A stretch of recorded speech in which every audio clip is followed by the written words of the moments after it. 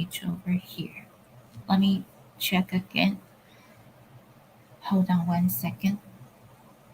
Everyone, sorry about that because we are checking our audio connection. Oh, I could hear us. Check. Yeah, it works now. Okay, perfect. Yeah, because there are so many stages.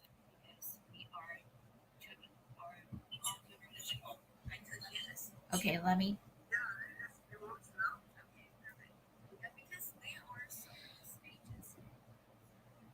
Perfect. I think it works now. So I'm going to play the start audio or start video to officially start today's event. We have prepared very, very cute beginning intro video over here. Let me do this first. I think I'm going to put myself over here. Okay. And I'm going to do this one.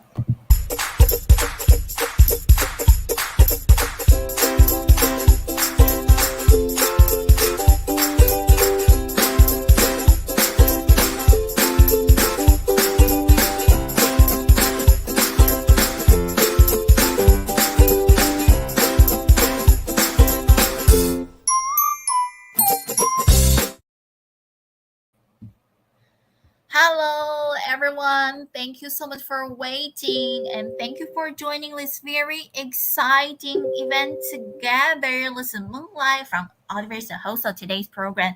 And we would like to welcome everyone to the MetaMerge pre launch party co-organized by MetaMerge and Audiverse, which is really very, very, welcome everyone to our pre-launch party today and with innovation meets celebrations.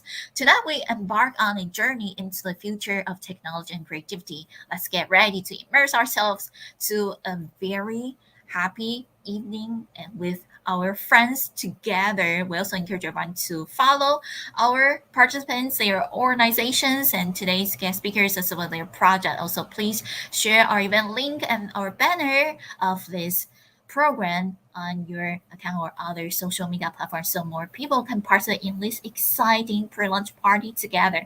We're honored to have, should I say, close to 50 different influential Web3 projects and speakers to joining us together and to also share their experience and their thoughts on the future of Web3 and also Lee Jillman of Web3 Gaming. Thank you so much all for joining us. And we wanted to first invite our guest speaker, Antonio from Polyhedra. He's the VP of Prada. Hello, Antonio. Welcome to today's event. Would you like to share your screen, introduce yourself, and let us learn more about Polyhedra and their connections with MetaMerge? Thank you. Yeah, sure, of course. Thank you so much, Moonlight, and very honored to be here and very honored to share our thoughts on the most recent progress on our collaboration with MetaMerge as well as our most recent technological innovations. I'll just play share my screen, really a simple slide here I made so that our audience will have something to watch. It's really honored to be here today joining the MetaMerge pre-launch party to talk about all the exciting features that we're having here. Since we're all giving the opening here, try to be as short as possible to leave our guests, our speakers enough room to talk about those exciting events. First about me, I'm Antonio from Polyhedra Network, currently the VP of Product here. So what we do at Polyhedra Network is providing the infrastructure for Web3 interoperability based on zero-knowledge proofs. So one thing we are really focusing on is the ZK bridge. That is a cross-chain bridge that helps to connect layer 1 blockchains, layer 2 blockchains, as well as Web2 world, even your physical world, all together. So in Polyhedra Network, what we are foreseeing is that the future should be fully interoperable, where all projects, all blockchains, all platforms, all users, we should be able to seamlessly communicate between different spaces. And this is especially important when it comes to gaming. Because, well, I myself have been a heavy gamer for the past 10, 15 years. And one thing we are seeing is that first, in gaming, it's a highly interoperable scenario that requires a lot of communication. And one thing Web3 does really well in gaming is that we have true ownership. We have all our on-chain assets, on-chain transactions, on-chain data, on-chain user information. For the first time in gaming history, that users get full control of our assets. And MetaMerge is definitely the pioneer in this space, bringing the wonderful gaming experience to our users. So for Polyhedra and MetaMerge collaboration, what Polyhedra does is that based on those wonderful gaming experience, Polyhedra brings this to the next level of interoperability, where we enable users from all different blockchains, from all different networks to be able to join this exciting adventure with MetaMerge using ZK Bridge. No matter which chain you are on, no matter which ecosystem you're familiar with, you can always engage with MetaMerge ecosystem to play the MetaMerge game freely using ZK Bridge, since ZK Bridge helps you to connect your information to make your data, to make your assets interoperable across different chains. You can play on BNB chain one day, then you can use your same asset to play on OPBNB, to play on Ethereum, to play on other networks at the same time. So Polyhedra brings this possibility to the Web3 space. And also, in the future, what we are planning on is that you can even use your game assets acquired from MetaMerge to engage with other DApps on other platforms. So everything is possible as long as you have your ownership for your piece of assets. Using ZK Bridge will help you to transfer, to connect your asset to the greater world. So that being said, we are planning on this exciting journey with MetaMerge, with Altiverse, all together to explore the possibilities of future interoperability, especially in gaming. With Polyhedra ZK Bridge, we envision this fully interoperable future where MetaMerge and other platforms, other projects can collectively work together to provide the best user experience to all our audience today. So, that will be the opening, and looking forward to this immense, wonderful, entertaining ecosystem that is going to launching soon. And thank you again, Moonlight, for having me today. And that was my opening speech. Thank you. Thank you so much, Antonio, and also thank you so much, Polyhedra, for your continuous support. I know it's so early for Antonio. It's like 4 a.m. right in the West Coast and 7 a.m. in East Coast America. GN everyone and GN to friends who are based in Asia. We're very happy to welcome you to our member pre-launch party over here. Now we would like to invite Daniel from Audiverse to also share your presentation with us as well. Thank you. Hey everyone, I will share my screen. Perfect. Thank you so much, Daniel, for joining us. And this is a very internationalized community. We're all from different time zones, but we are here together. And Daniel, the stage is yours. Thank you. Hey everyone, I'm Daniel and I'm co-op manager at Ultiverse. I want to welcome you to the MetaMerge pre-launch party. And we are excited to have you here as we begin an incredible journey through the Ultiverse, your personal IDC in the metaverse. Get ready to join an exciting adventure where you uncover new horizons with us. We believe that Ultiverse is a true metaverse dream. We invite you to a journey of self-discovery and profound connections with the power of AI. In today's world, approximately 25% of the global population experience feelings of loneliness, while conventional social media platforms tend to amplify the sense of isolation. The digital era often falls short in creating meaningful and profound connections, lacking the depth that human connection brings. Our solutions address these challenges by merging the potential of the metaverse with AI-powered companions and crypto economics. Through personalized AI companions with on-chain assets, people can engage, trade, and invest based on their unique attributes and experiences. Guided journeys integrated with AI empower users to unlock crypto rewards and assets while immersing themselves in self-discovery. Additionally, our blockchain-powered economic landscape accelerates the adoption of the metaverse, creating new possibilities for connection and engagement. Let me introduce you to Terminus City. It's the ultimate hub for our ecosystem, where you can explore an immersive 3D virtual world and connect with AI companions. Not only that, but you can also unlock amazing crypto rewards and assets by embarking on immersive self-discovery journeys. The best part is that it cultivates a thriving community within the Web3 metaverse. Our AI companions are your perfect virtual partners for a deep and meaningful connection. These AI-driven companions are designed to understand and resonate with your personal journey, forging deep connections like no other. With their constant availability and ability to adapt and learn from each interaction, they become the friend, guide, or mentor you need whenever you need it. Speaking about Ultiverse multi-channel network, with a team of over 300 influencers and 700,000 Twitter followers, we connect projects with their target audience, reaching an impressive 200,000 single AMA attendees within just 2 hours.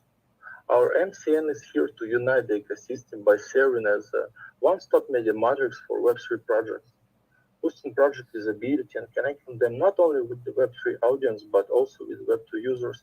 Ultiverse MCN provides a centralized hub where users can seamlessly access project information. And I can tell that we are expecting growth of 200% in the next year. Ultiverse Ad System is a game-changing advertising channel that amplifies visibility for targeted promotions. With precise ad placement, the system enhances ad performance, ensuring maximum impact and engagement. It not only provides exposure for advertisers, but also generates steady revenue for the platform. Ultiverse Quest platform is a dynamic text distribution platform designed to accelerate user engagement.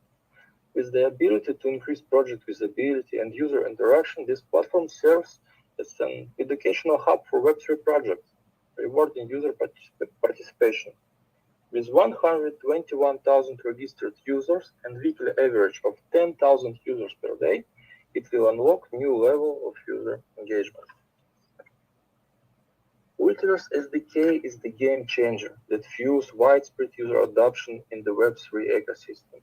This revolutionary SDK makes it easy for Web2 gaming companies to jump into Web3 world, simplifying social login, wallet management, and NFT transactions.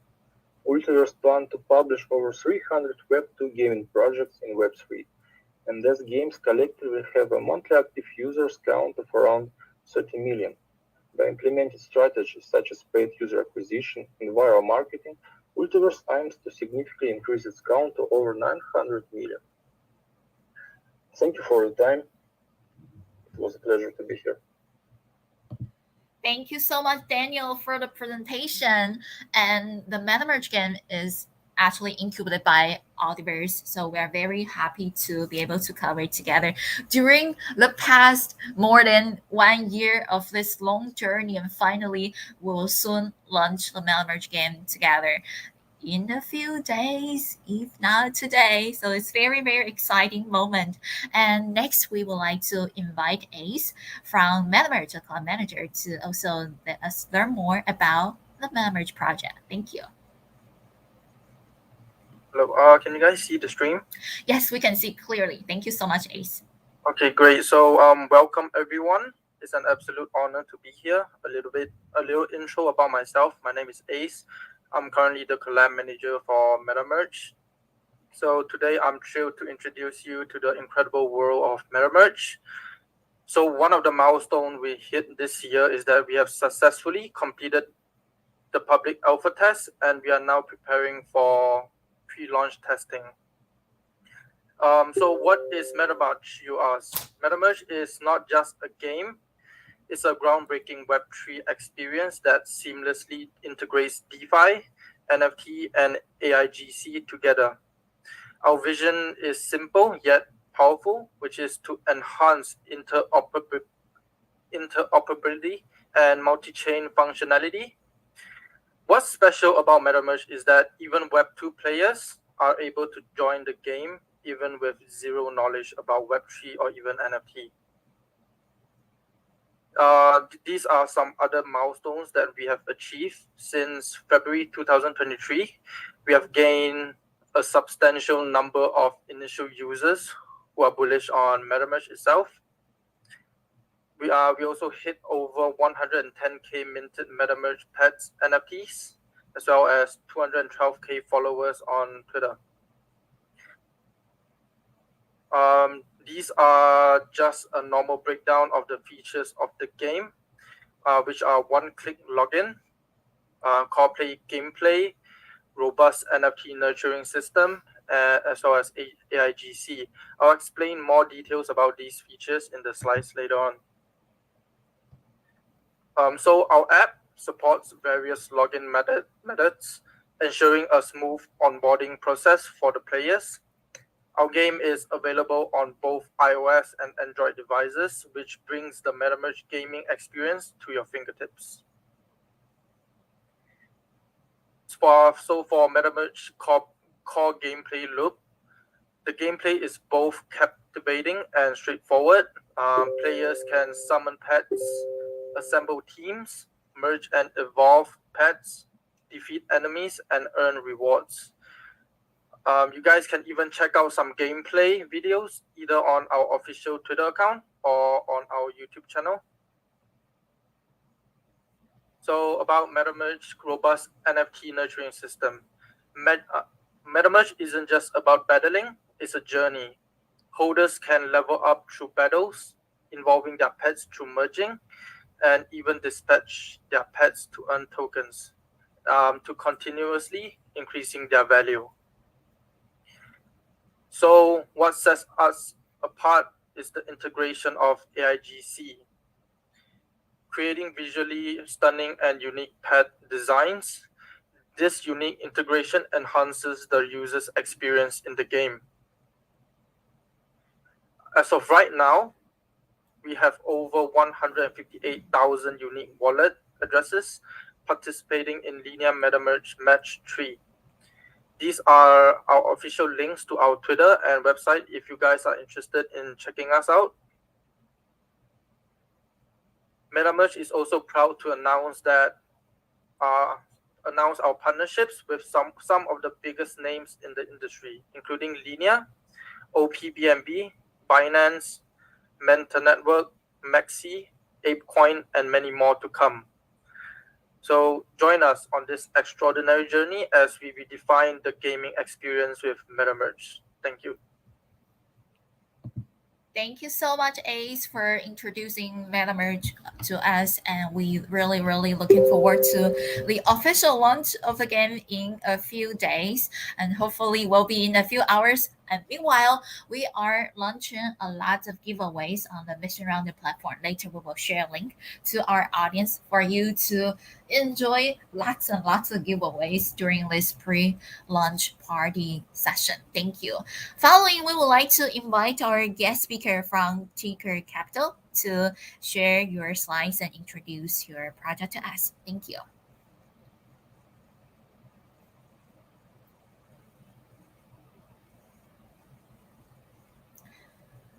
Will Q be our next guest speaker or Jennifer?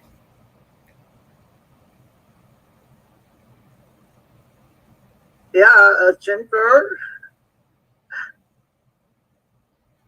It seems like we do not see Jennifer over here at this moment. Let me double check.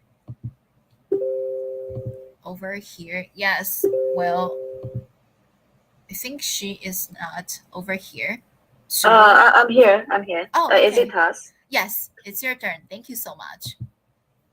So either Apple, he will do share with visions on GameFi first, and I will follow with a short intro about Ticker. Can Ether Apple carry the way, and Ether Banana will help out, like how it's translation. That would be great. And feel free to share the screen if needed. Thank you. And if Apple, do you like to start? Thank you. Hello, guys. This is Eat Banana, representing Search5. It is really, truly honor to be here. I understand in some time zone it is very early in the morning, but thank you so much for joining and giving us the opportunity.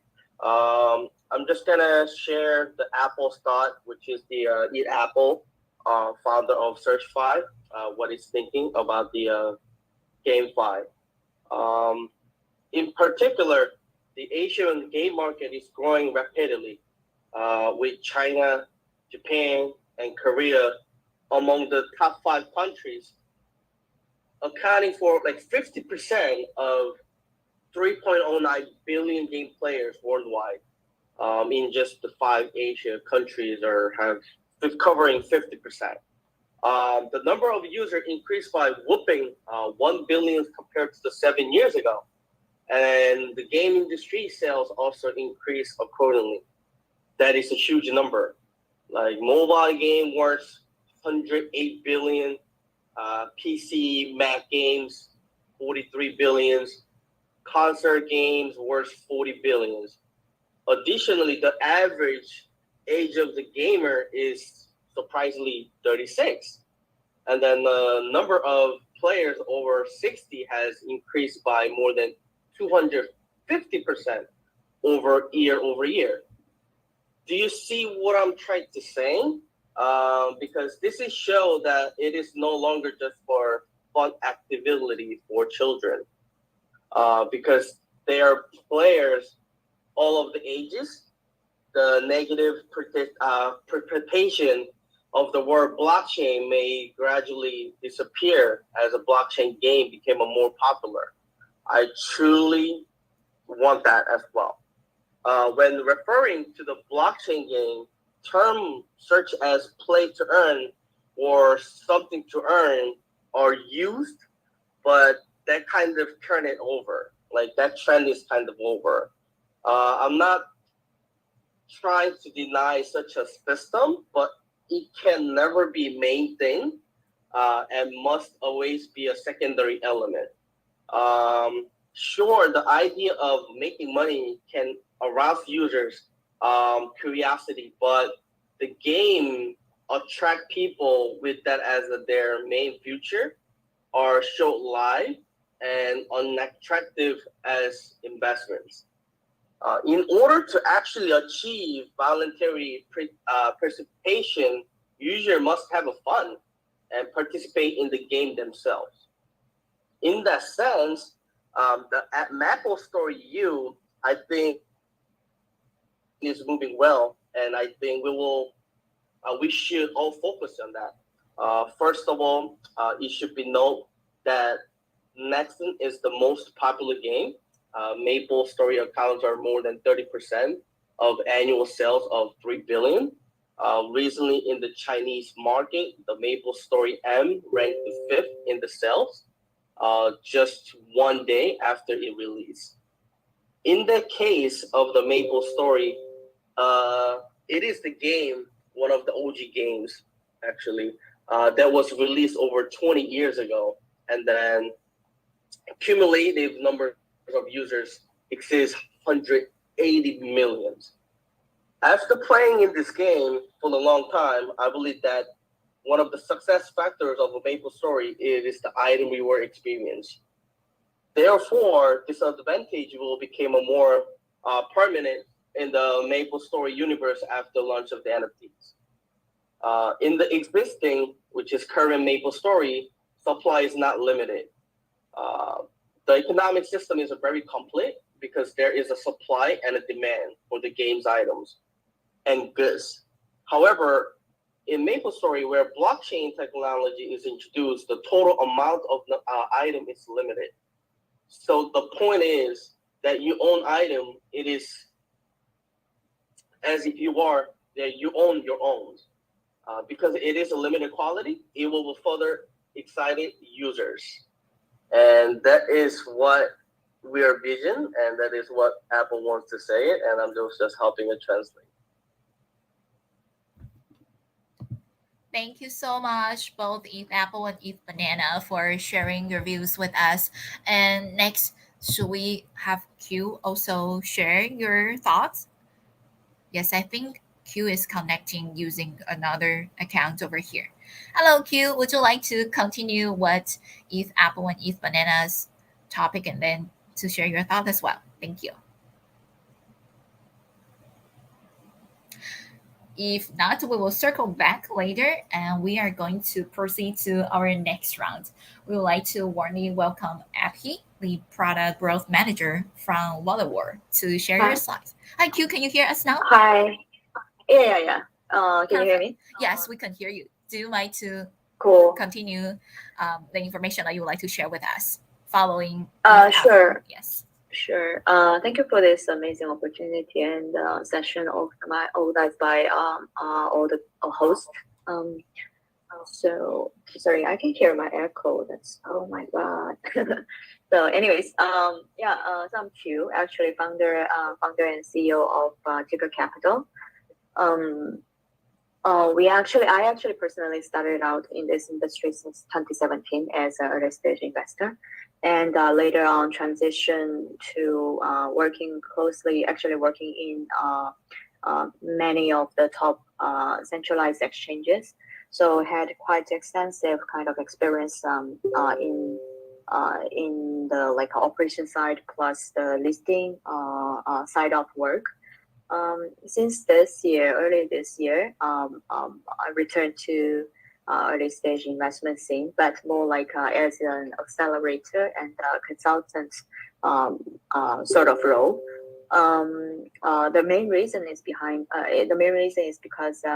we have unique know-how and then actually tangible help we can offer to new teams, new players who want to join Web3 and then who want to actually work with good top performing centralized exchanges, right? So that's actually our know-how. And then we have this unique kind of niche position we filled in as a team who knows the overall Korean market in and out, have a really comprehensive understanding of the Korean market, including the community, the marketing, and then the right players to connect with, and then how to talk with or connect with the centralized exchanges here. And then recent a new happening is either Apple and then the whole SearchBuy community actually joined my operation just recently, 2 months ago. So we become this acceleration consulting / marketing firm.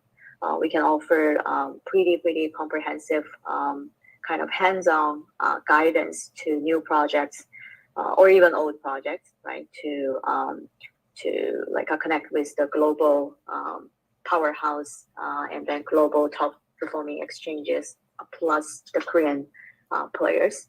So that's actually where we are right now. And then it's only about a little bit more than 6 months, but we are super lucky enough to work with the really hardworking and then really the best players here in South Korea. And also some of the top performing projects from the global market, such as Greater China area, Southeast Asia, even the Israel Jewish community. So that's where we are right now, and we are actually looking forward to expand to more interesting markets such as Thailand, quite vibrant market. And then we have a main project that we want to bring everybody's attention to, which is in-house building, dealing with a Web2. The whole project is actually positioned as the bridge between Web3 and Web2 through the digital payment solution providers in Southeast Asia, and then one is dealing with actually super big IP in entertainment sector. We might be able to share the details maybe in next week. So we are pretty excited about that. Yeah, so that's a little bit like just brief intro about us.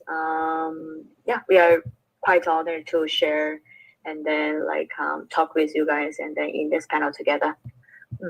Thank you so much, Q, for your introduction to us. And next, we are going to proceed to our following session. Thank you, everyone, for joining us today. I see that so far on Bundershive, we have over 5.5 thousand views. That's a lot. Thank you so much, everyone, for joining us. And we would like to warn you, welcome, Appy, the product growth manager from Wallaward, to talk about your project to us. Thank you. Thank you for having us. Pleasure to be here. Amazing amount of listeners that you've been able to attract so far. An amazing job hosting by you and the rest of the team. So thank you for that. Wallet Wars aims to combine the nostalgia of the classic Space Invaders arcade game with blockchain technology. Wallet Wars is a new skill-based play-to-win model where the majority of the net revenue goes into the prize pool. It showcases Balthazar DAO's innovative Babylon wallet system, which allows in-game NFT swaps, better user experience, and players can connect their existing crypto wallets. We are backed by a number of different VCs, including Animoca Brands, KuCoin Labs, and a few others, and they've all previously participated in the Balthazar DAO token rounds for the BCR token. Players will be able to compete seasons with winners selected through a diverse range of win mechanics. These include high scores, game assets held, top referrals, and several other mechanics to keep the game fair and interesting throughout the campaign period. The prize pool is extensive and diverse. You can see on the screen there's a number of physical prizes, NFTs, tokens, and more. Players will be rewarded to showcase their skills and strategy. The game is easy to play but hard to master. Could we please go to the next slide? This is a quick breakdown of the game mechanics on how the game of games works. So what you can see at the top, there's the referral game with the Raw Pass, which is a key and gateway into the Wallet Wars ecosystem. They allow you to buy different ships, and the referral code, which you use to buy those ships, are attached to your Raw Pass. And every time you purchase a ship, it will be encrypted with the Raw Pass referral code. From there, you'll be able to play the game, which is called Wallet Wars. You can see a small screenshot in the top right-hand corner where there's going to be win mechanics like instant win, which means as soon as you play the game, you'll be able to win prizes, and you'll be able to also start with the game of games where you'll be able to combine and forge NFTs to get more prizes. From there, you'll be able to have PvP arena where you'll be able to play against other different players, and everything is done on the ZK Sync blockchain and linked to the BZR points, which are one of the most important off-chain currencies within our ecosystem and will have extremely long-term value. Could we please go to the next slide? In terms of BZR points, there's something called a Raw Pass leaderboard. The Raw Pass leaderboard is algorithmic based and one of the key components of the game of games, which we currently have live. They consider things like the number of Raw Passes you hold, the number of Raw Passes you have unlisted, the number of IDs you have, because in terms of the referral IDs, they can be 1 letter, 2 letter, or 3 letters.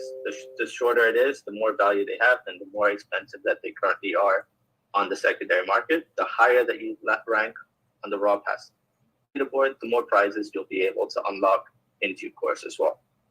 Could we go to the final slide, please? And in case you aren't familiar, the NFTs behind Wallet Wars is called Raw Pass. The Raw Pass is the Genesis NFT in the Balthazar DAO ecosystem. The Raw Pass will provide perks and benefits to Wallet Wars players, as well as all future releases by the Balthazar DAO. Some of the utility include BZR points, access to refer to earn rewards, access to the Wallet Wars prize pool, eligibility for in-game playable assets called raw ships, and many more perks as well. thank you guys for allowing me to give this quick introduction about Wallet Wars, and it's a pleasure to be here on this AMA as well.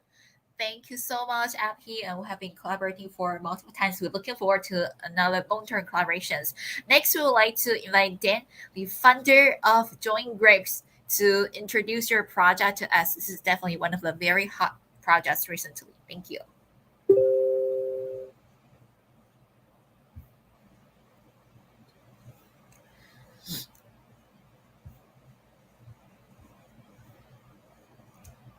Let me double check if we have Dan over here right now. If not, we're going to circle back later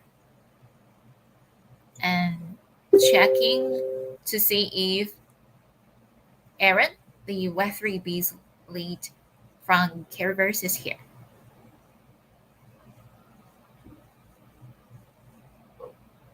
Hello. Hello, Aaron. Glad to hear you. Hey, what's up, guys? Awesome. Yeah, thanks for being here today. I'm very excited to talk to you today. I'm Aaron. I lead Web3 business at Carriverse. And let me share our screen real quick. Just one sec. Thank you so much for joining us. And right now, I would also like to happy to let everyone know that we have over 6.5 thousand views already. Oh yeah, very very exciting. Yeah, can you see our my screen? Yes, we could see it clearly. Thank you. Yeah, hold on one second. Yeah, we're Carriverse, and what we're essentially doing is we're creating a Web3 gaming ecosystem around our native token, CBTX. And in order to accomplish our goal, we have 4 different products in our lineup. We're developing 2 separate games in-house called Carriverse and Superbowl Tactics. And we have NFT projects like DDolls, which has been minted on Vue. And finally, we have our Web3 game onboarding and DeFi services platform called Claim. And before I move on to the next slide, Carriverse is a joint venture between a publicly listed IP holder called Carrysoft and a game developer with a lot of experience called Mantisco. And our business, our Web3 business kicked off September last year when we partnered with Polygon to dive into Web3. So let me first dive into Carriverse. For Carriverse, our vision is to create a metaverse playground where both Web2 and Web3 players can actually have fun. And right now, Carriverse has over 960,000 pre-registered users. So we're already we're almost at the million pre-registration mark. And right now it's soft launched in some non-target countries, but next month at the end of the year we'll launch globally into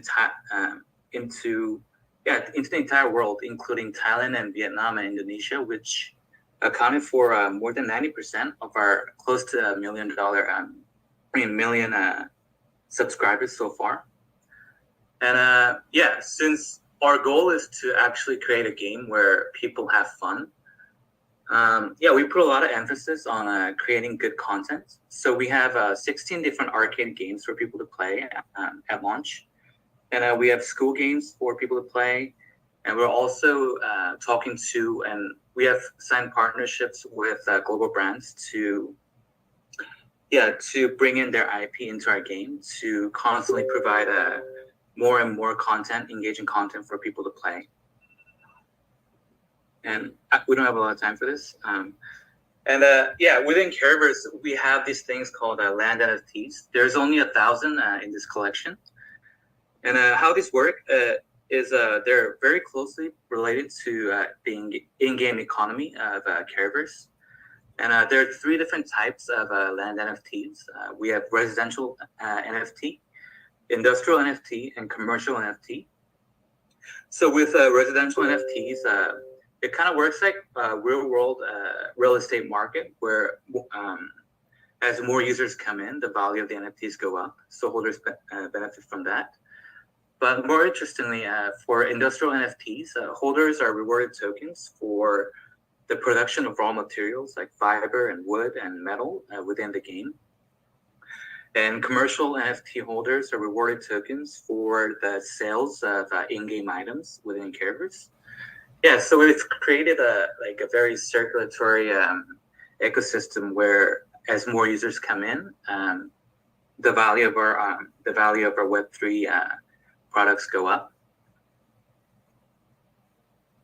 And yeah, we've done three rounds of sales already on One Planet, and they've been sold out. And there's not a lot of items that are on the secondary market because people are actually staking them without selling them.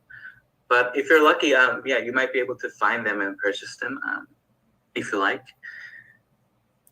And next we have Supercloud Tactics.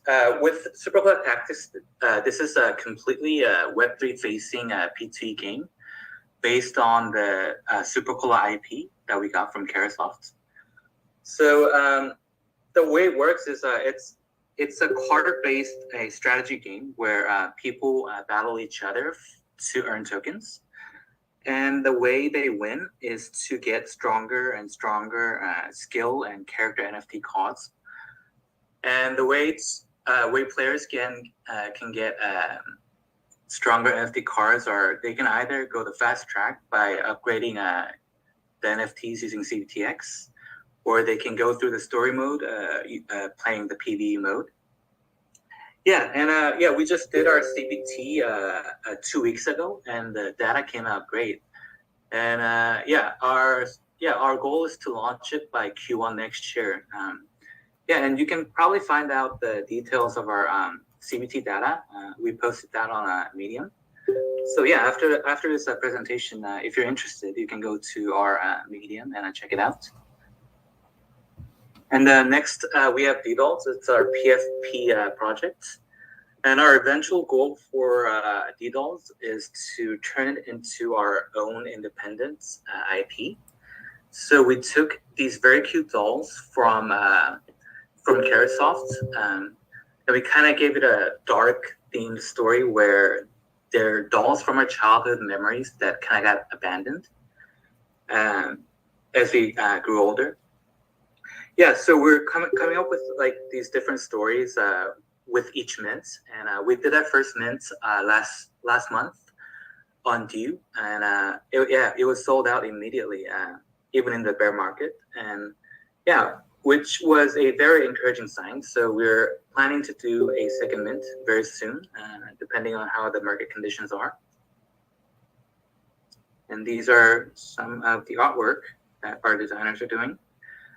And finally, we have our Kling platform, which currently provides DeFi services, and we eventually want to turn it into a Web3 game onboarding platform.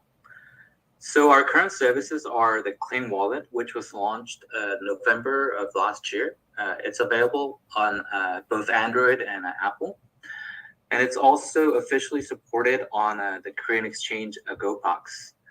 And then we also have the Kling Swap, on which we launched our first staking pool, but we got more CBTX staked than we wanted to.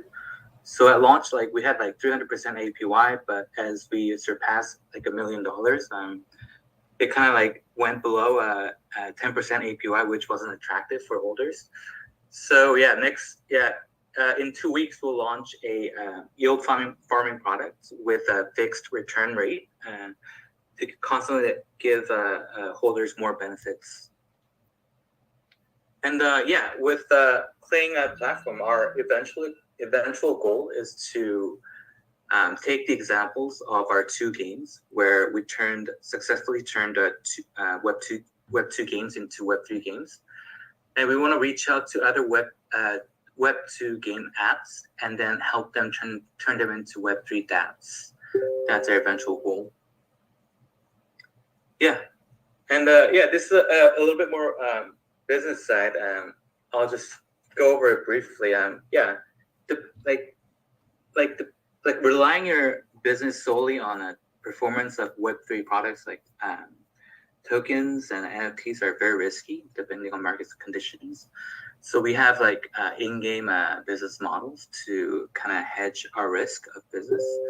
So we have like in-app advertisements and in-app items.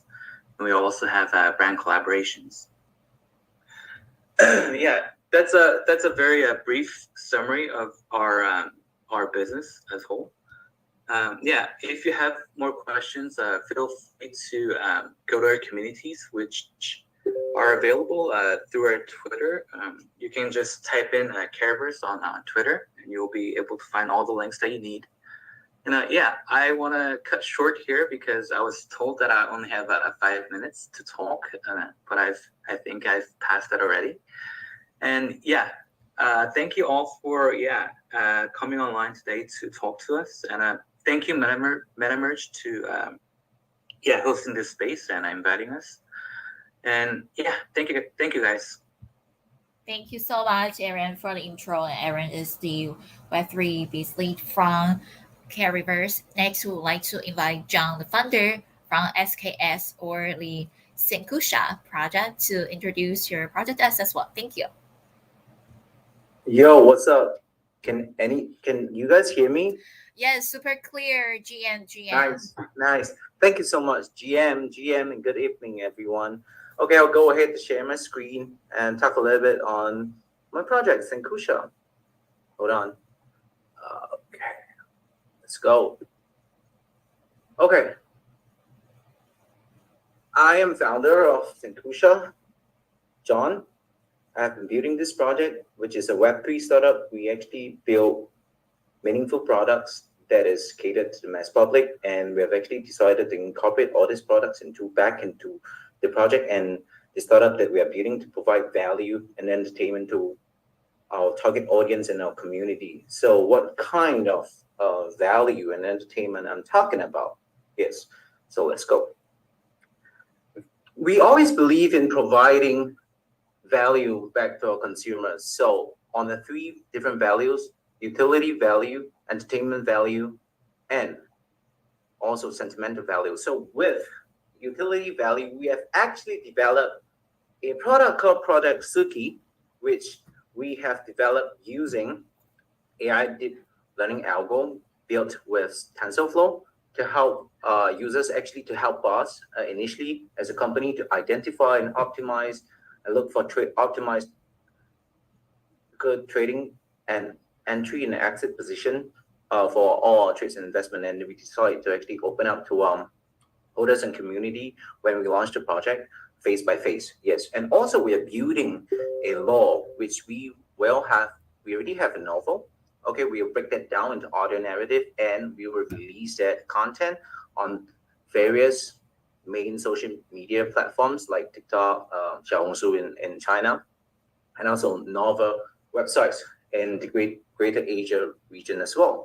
And also our core community co-creation that we will be pushing forth in the game that we are building. We're actually building a game right now with Unreal Engine 5. I'll show you guys later on down the presentation and the sharing session. Let's go.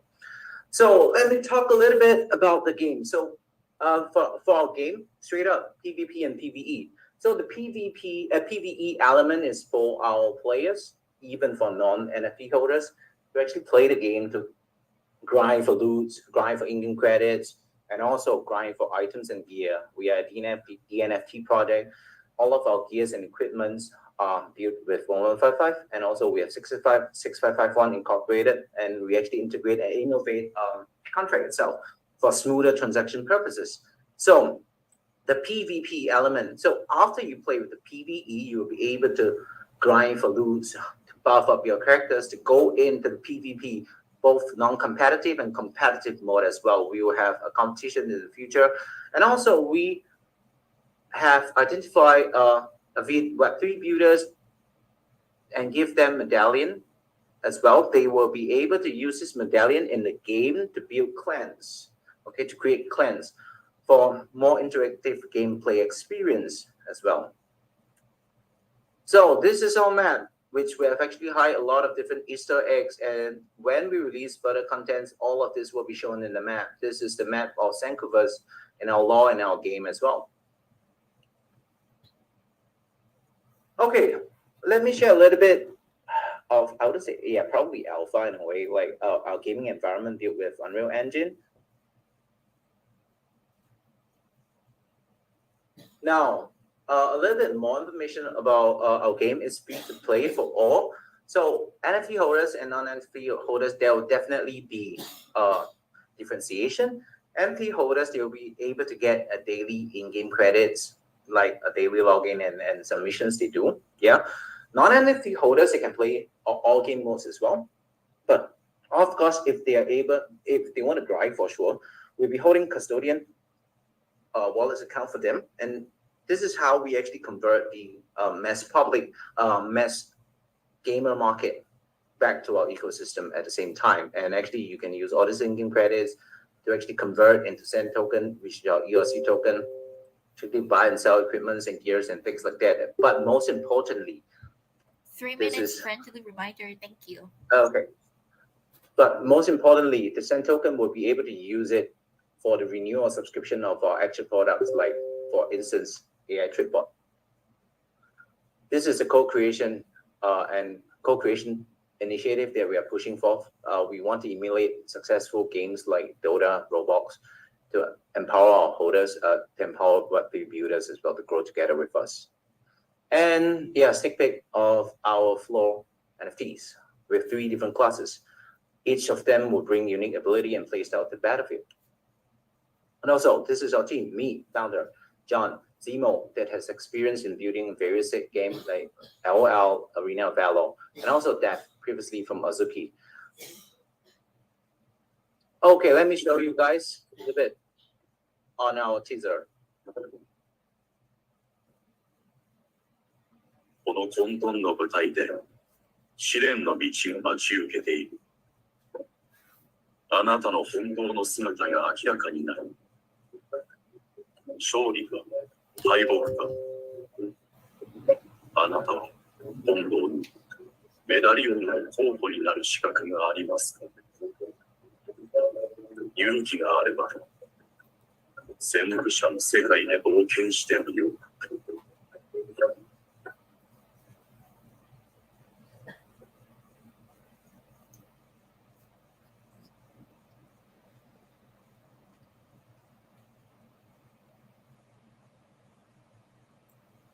All right, that comes to the end of my sharing. We will be launching our NFT and game at the same time. Come next year, Q2, Q3, probably that period of time in 2024. So keep a lookout. You guys can follow us. Our Twitter handle is Sankusha SKS. Thank you so much for giving me this opportunity to share with you guys our project. Thank you. Thank you so much, John, for spending time with us and let us learn more about Sankusha SKS. And we would also like to let everyone know that currently our event is being featured on the homepage of Binance Live. And we have over 7,000 views already. Thank you so much for joining us. And we see that people from different communities posting messages saying that they are from certain different projects or different communities. Thank you for being very supportive to us. Next, I would like to check if DT, the co-founder of Sanford Tokyo, is here and ready to present. Thank you. Hey, Moonlight. Hi, DT. Glad to see you again. Would you like to share your Yeah, screen? good to see you. I don't have a presentation, but I'm just going to share some of the screens that we have, and then I'll just sort of talk to it from there. Okay. Okie dokie. So my name's DT. I'm from co-founder of Sanford Tokyo, chief operating officer at Collection. SFT Studios is the entity that we have created within a company called Collection, and SFT Studios is the one responsible for building Sanford Tokyo. And some people may have heard of another project that we have within Sanford Tokyo, which is WeBox.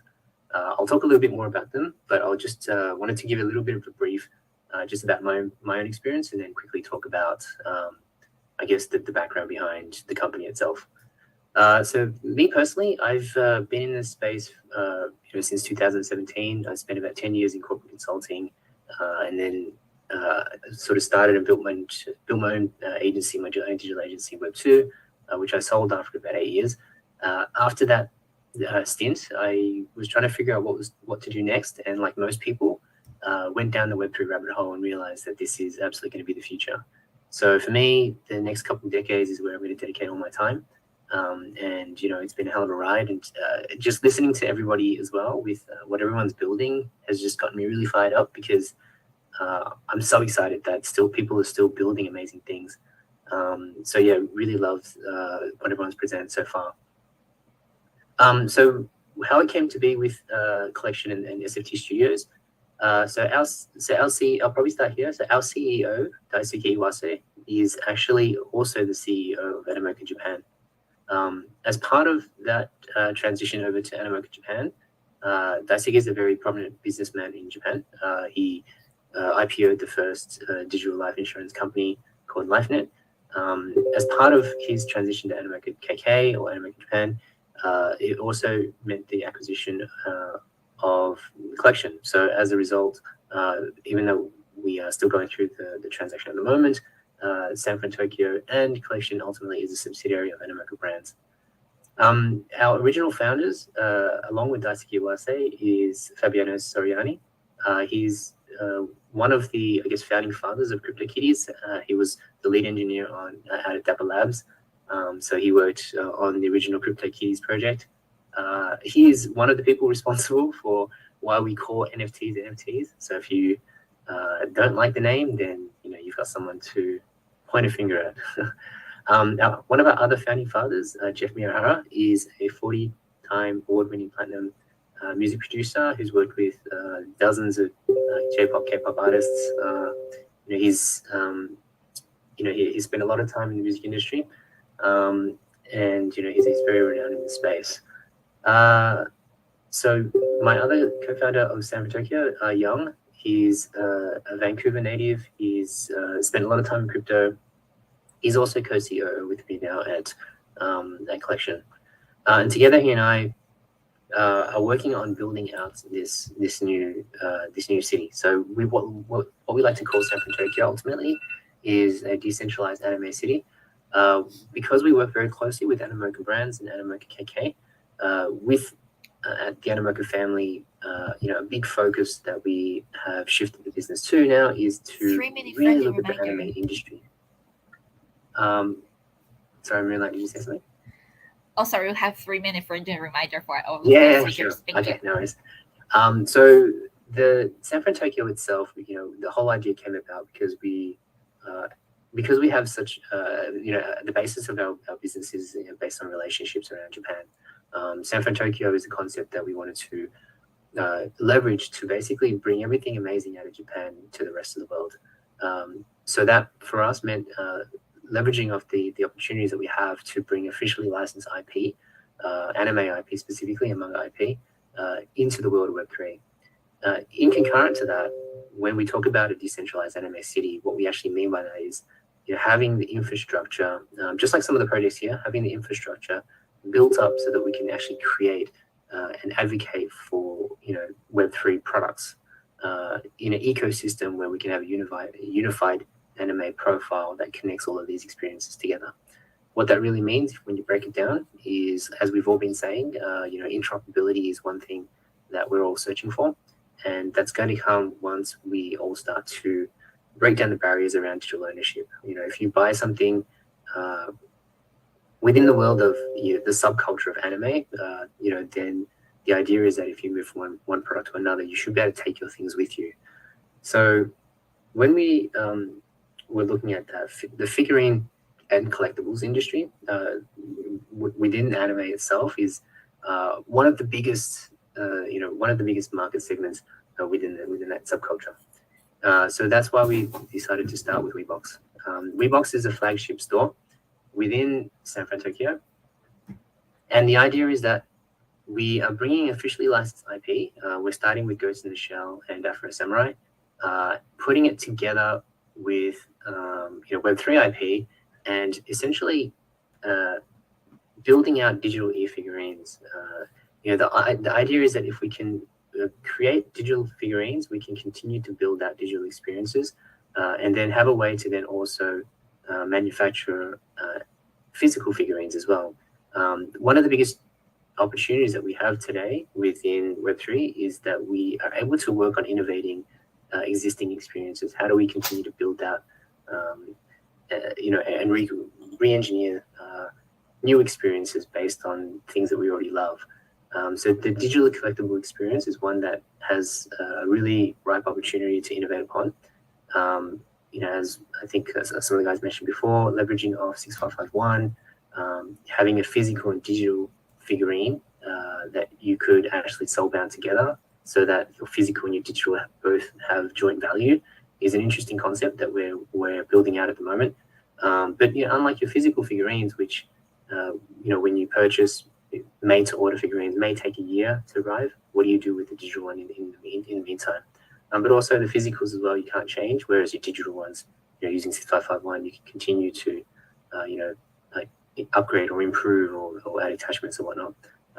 With e-figurines, obviously, as well, you have the opportunity for that interoperable access as well. So our first season drop for WeBox is going to be early next year. We have Ghost in the Shell and Oni Force as well, Web2 and Web3 IP that we're pushing together. One thing that we are really trying to advocate for as well is that we're trying to champion IP, along with building our own lore and our own IP within San Fran Tokyo as the foundational piece. We are also we very much want to work with other IP as well, bring officially licensed IP along with Web3 IP, try to remove the stigma around what people think about Web3 at the moment, and actually help try to elevate both together. The world of San Fran Tokyo at the end of the day will be an ecosystem, again, unified by a centralized anime profile. We're also working with Mercaverse as well, so with regards to the Merca realm and the tech stack around unified profiles. So it's something that we feel like, if we all work together, there's an opportunity to really build out amazing experiences. If you love anime, if you if that's sort of has defined a lot of your own culture, then a lot of what we're building should hopefully resonate with you. So with WeBox, we minted out a Genesis Pass about 3 months ago. It was a free mint, 2,000 supply. The opportunity really was to try to find an overlap between people that love anime. So it was a bit of an experiment for us. What we wanted to do was to basically give people early access. And the Genesis Pass that we have at the moment. I'll try to wrap up very quickly. Sorry, but the Genesis Pass that we have is currently our factory model NFT. We have a PFP collection coming up early next year, and it's just a chance for us to basically build out our community. Without an identity PFP, it's a bit harder to have people feel like they belong. So that's really the motivation for that. And we're going to be working with Japanese mangaka for that. The only other thing that I think I'll say, because I know I'm over time, is that again, we're trying to champion IP. So we announced recently a partnership with Cool Cats. So we're going to be stewarding their IP within Asia and Japan. We just also announced another anime IP called Liar Liar, which you can stream on Crunchyroll. But we're also working particularly with our IP to bring it into Web3 and build out with the products and services that we have. One final thing is we also announced a partnership with Young Manga, the editorial team, which is a really popular manga anthology magazine in Japan. Have about 30-40 years worth of experience within the manga space. And with that, I think I will pass it on. Thank you so much, Didi, for spending time with us. And we have also been having other anime sessions together. So you knew that normally we have one-on-one sessions, but today's very special. Yeah, so today I believe we have probably, not sure, close to or over 20 different projects and speakers. That's why we have to reinforce the time limit. Yeah. Otherwise, we might Not a go problem. over Not a the problem. finance life limitations. Thank you so much, Lo. And next, we would like to invite Q from Conviction STD to also share your project with us. Thank you. Hello. I'm Kyo from the Conviction Studio. I'm the community lead. First of all, I'd like to thank MetaMerge for hosting the pre-launch party. We're honored and excited to be here. I believe that gaming and Web3 are destined to do well, so I fully support and appreciate what you guys are doing. and the projects before me just now all sound amazing, so I definitely wish everyone the best of luck. So to talk about Conviction a little bit, it's a big project for us. It's been in the making for 1.5 years. A few weeks ago, we sold out the collection, and now we're building the second phase. So we can be described in one sentence like this. We are an anime PFP NFT project with an anime studio in real life. So basically, the project can be divided into two parts. The NFTs, which are called Conviction, and the studio, which is called Studio Mayflower. For the NFT collection, it's based around 4 characters in a cyberpunk-themed world. It's a powerful story about how the characters use their conviction to defeat the enemies and power through life. And for the studio, Studio Mayflower is going to make a full season, 12-episode anime, and holders of our NFTs get a backdoor membership to our studio. This comes with many benefits. We believe in providing maximum value to our holders. So from IRL events to early access to behind the scenes footage to anime collaborations, everything awesome that we do will be reflected back to our community, which are the holders of our NFT. That's the gist of what Conviction is. And we have a few key bullish points about us. So 5 to be exact, so I'm gonna list them out. So number 1 is that we are backed by venture capitals and angel investors. So our anime is going to be completely funded and will continue to receive funds as we make more anime and keep building the studio and the brand. Number 2 is the founder of Conviction is Taishin. He already had a very successful IP called Siwati. Siwati collaborated with Sanrio, which is the company of Hello Kitty. So Taishin knows a lot about IP and the ins and outs of the industry. Number 3, our lead artist, Katsumi, was an official animator in Dragon Ball. And our team are all very talented because content is king, so we will capture the audience by having industry-level, high-standard anime. Number 4 is that our animations are going to be innovative, which means we'll be doing a new business model and a new animation process, which makes it more profitable, and we'll be able to create animations much faster than normal anime, which are being released in Japan right now. Because right now, Japan is facing a bit of a crisis in the anime production industry because the animators are exhausted and underpaid. So basically, we're directly solving this issue by adopting completely in-house production. And this is something that our founder is very passionate about. And lastly, number 5, our target market is not just Japan, even though Japan is the land of anime, but our target market is the global market because anime is already extremely popular globally. It's valued around $28 billion, so we're confidently tackling them. And the platforms that we'll be distributing on will be things like Netflix and Hulu. So we're in the stage right now where we're producing the anime in the studio in Japan. So for those who want to join, come check us out. And again, thank you very much for having us. And it was an honor to be here. That was marvelous. Thank you so much, Kyo. And I know you are one of the earliest speakers who joined our meeting room today. And thank you for staying here for so long. And next, we are going to go to our next section over here. We'd like to welcome Beings, the Seal Block Games, to present your project to us as well. Thank you. Hi there. Nice meeting everybody. Just checking in on my microphone. Can you hear me? Yes, we can hear you perfectly. Thank you for joining us. And right now, I wanted to let everyone know that we have over 8,000 views on Binance Live already. Thank you for everyone's presentations. Wow, so much. Cool. So I'm going to share my deck and then I'm going to introduce you to Block Games. Can everybody see my screen? Just double checking. Yes, it's very clear. Thank you. Perfect. Okay. So my name is Benas. I'm one of the co-founders of Block Games, and Block Games is a user acquisition engine for any mobile game. Block Games has been founded together with Astati, which is a leading mobile gaming studio with over 50 million monthly active users playing globally. Our created 60 plus live games and backed by giants like Susquehanna, Cumberland, Aptos, Google Web3 Startup Program, and others.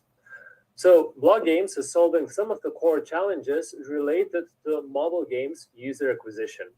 And those challenges have appeared lately due to the changing privacy policies by App Store and Google Play. And really what's happening under the hood is that paid media campaigns over the last year have skyrocketed from the price point perspective, so it became almost twice more expensive. Secondly, in-app network channel to acquire players from smaller games like hyper-casual via advertisements have become less effective because tracking has been limited on what user we are targeting and what attribution data of the users is being passed over. And then lastly, gaming competition is just becoming more and more competitive, also leading to gaming retention on a constant decline with limited tools available to sustain retention and improve engagement of the players playing those games.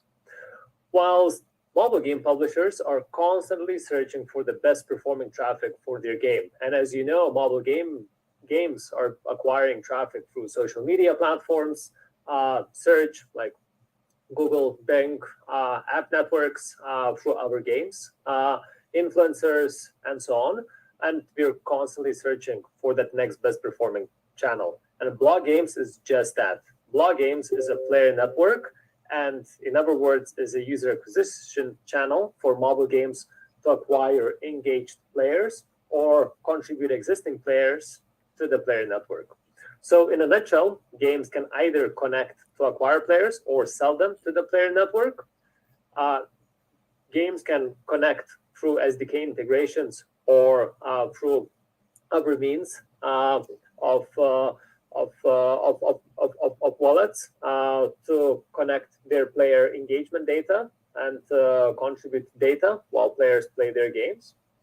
Any traffic which is being acquired by the games is 40% on average more engaged and revenue generating. Players are receiving various sorts of rewards, ranging from digital collectibles, tokens, gated events, or personalized experiences in the games they play. So from the game's perspective, games can directly be connected and discovered directly in the Block Games application, which is available on both iOS and Android. And games can be discovered where the players can activate those games and end up playing those games, while games contribute fees for any player which we receive into their game. Or games can choose to contribute existing players into the Block Games app by incentivizing them from their game to join the Block Games application. And for that, we are receiving rewards for helping grow the player network. While for the players, it's a single place to share and store all of their gaming moments forever. Those gaming moments are added of off-chain engagement data plus on-chain.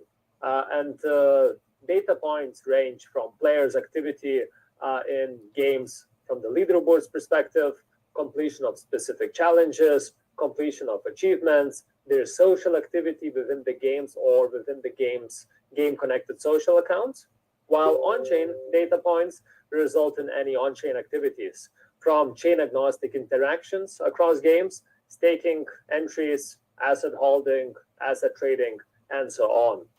While in exchange, players are building their identity, which they own, and they choose to share that data with the games they play in exchange for rewards. And those rewards can be redeemed in various forms. And those forms range from digital collectibles, events, gift cards, personalized experiences in the games they play. So in a nutshell, it's a gaming hub for players to control and take control back of their data and receive a value share of what they receive in exchange for sharing that data with the games they play. The entire player network is powered by the Block token as a value exchange of the player network, where the Block token attached to all of the value flows related to the player network in the form of platform fees, where game publishers are contributing fees, as well as are receiving contribution rewards for contributing players, as well as governance and staking for the player network as a whole, which is controlled by the players, and additional rewards are distributed in the form of the players, in the form of the block token. While from the business model perspective, game publishers are contributing fees based on user engagement. And on average, revenue per user per game is between $1 to $250. And that's the value which goes back into the hands of the players in various forms of rewards. While game publishers are contributing fees through cost per install or cost per engagement for the players engaging. And for the launch of the Block Games Player Network, we've signed a dozen game publishers with leading names, overall ranging with various successful IPs launched globally, from the names of Scopely, Red Cell, Playtika, Superplay, Plarium, and others. And we currently have 150 plus games connected, played by over 100 million plus monthly active users, and we're launching Block Games app towards all of those games. Access into the Block Games app is distributed through the Dice Collection, and the Dice Collection currently listed on the OpenSea gives you access into the player network early. But with that access, any member who joins first becomes the OG member of the Block Games Player Network, meaning that they're responsible for growing the player network and distributing access codes to their friends and their wider network. Plus, we're receiving exclusive rewards, airdrops, block token airdrops, and we have secret utilities evolving once the Block Games app goes live. So that's in a nutshell Block Games. We are a hub for gamers to track and share all of their gaming moments forever, and we are giving back control of the players' data into the hands of players with the attached rewards. Thank you so much. Thank you for presenting your project at Block Games to us, and we also looking forward to having more collaborations with Block Games and all of our guest speakers project over here. And once again, shout out to Beings for joining us today. Next, we would like to have Becca from Guest Hero to share your project with us as well. Hello, everyone. Thank you, MetaMerge, for this opportunity. Oh, wow. You're very first guest speaker to show your face. That's cool. We love your settings. We have lots of heroes to show, so yeah. Good morning, afternoon, evening, everyone. I'm Becca, the PD at Gas Hero. Today, I have the challenge of introducing in the vast of the intricate world of Gas Hero, and I have to do it less time than it takes to brew a cup of coffee. So let's dive right in. In Gas Hero, we are transported to 2082, a world where technological revolution turns into a global crisis. Amidst this chaos, Gas Heroes emerge as a beacon of hope. These heroes are born from Operation Spark, a secret initiative by the United Nations, designed as a fail-safe against AI destruction potential. The essence of Gas Hero lies in navigating the impossible triangle of power, glory, and wealth. Players engage in a power struggle across various levels, from clans to world stage. Each level demands unique strategies focusing on combat capabilities, social dynamics, and political savvy. My screen is shared, right? Yes, we all could see it. Thank you. Perfect. But Gas Hero isn't just about combat. It's a deep dive into strategy and social interaction. Players must make critical decisions, form alliances, and engage in complex relationships. The game's economy featuring a unique income taxation system that mirrors real-world economic strategies. In Gas Hero, we are not just playing a game, we are building a community. This approach ensures players are not just participants, but integral part of the game's ecosystem and economy. A key aspect of this was our UGC content for Genesis Hero designs. Unlike many games where assets become too expensive over time, Gas Hero introduced consumable NFTs. These assets have limited lifespan, which not only reduces room for speculation, but also lowers the entry barrier for new players. It fundamentally changes the asset pricing system within the game, making it more about utility than just investment.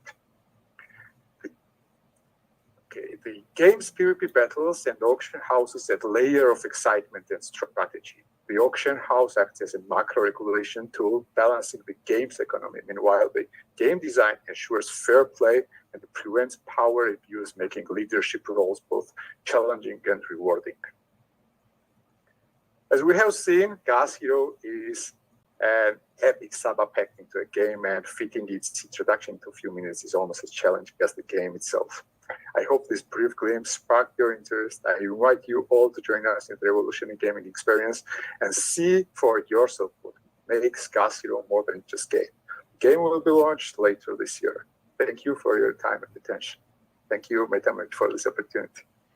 Thank you so much, Becca. That is short and sweet. And well, Odverse also has been collaborating with Gas Hero for several rounds with our Russian community for game nights, and we love it. Let's do more of the collabs together. And next, we would like to invite, thank you, Johnson from Card Party to present your project to us. Thank you.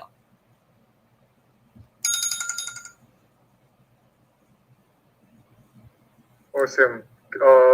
Thank you for inviting us tonight. Can you see my screen though? Yes, we can see it clearly. Thank you so much. Thank you. So I'm Johnson, the Business Development Vice President of Card Party, and I'm really delighted to be part of the event tonight. And and by this time, let me take the opportunity to introduce a bit of the Card Party teams as well as the product to everyone in Binance Mac today. So Card Party teams that we have been working together for almost 10 years since our establishments in 2014. And we have provided visual art assets customization and also full case development for multiple projects of AAA games companies, including games like the Need for Speeds, Call of Duty, as well as the Horizon 3s. So our team currently has close around 100 members, including game designers, research and development departments, marketing team, as well as the community operations teams. So Card Party as a party game with racing culture as a theme, including all the genres of racing gameplays. Our goal is to build the world's largest racing culture game community, enabling the universal participations as well as co-building the world and share rewards with our users.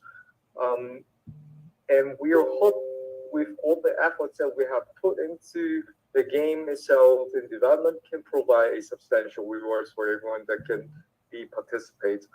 As well as we started the project at the end of last year, and it has been close to a year from the year that we started.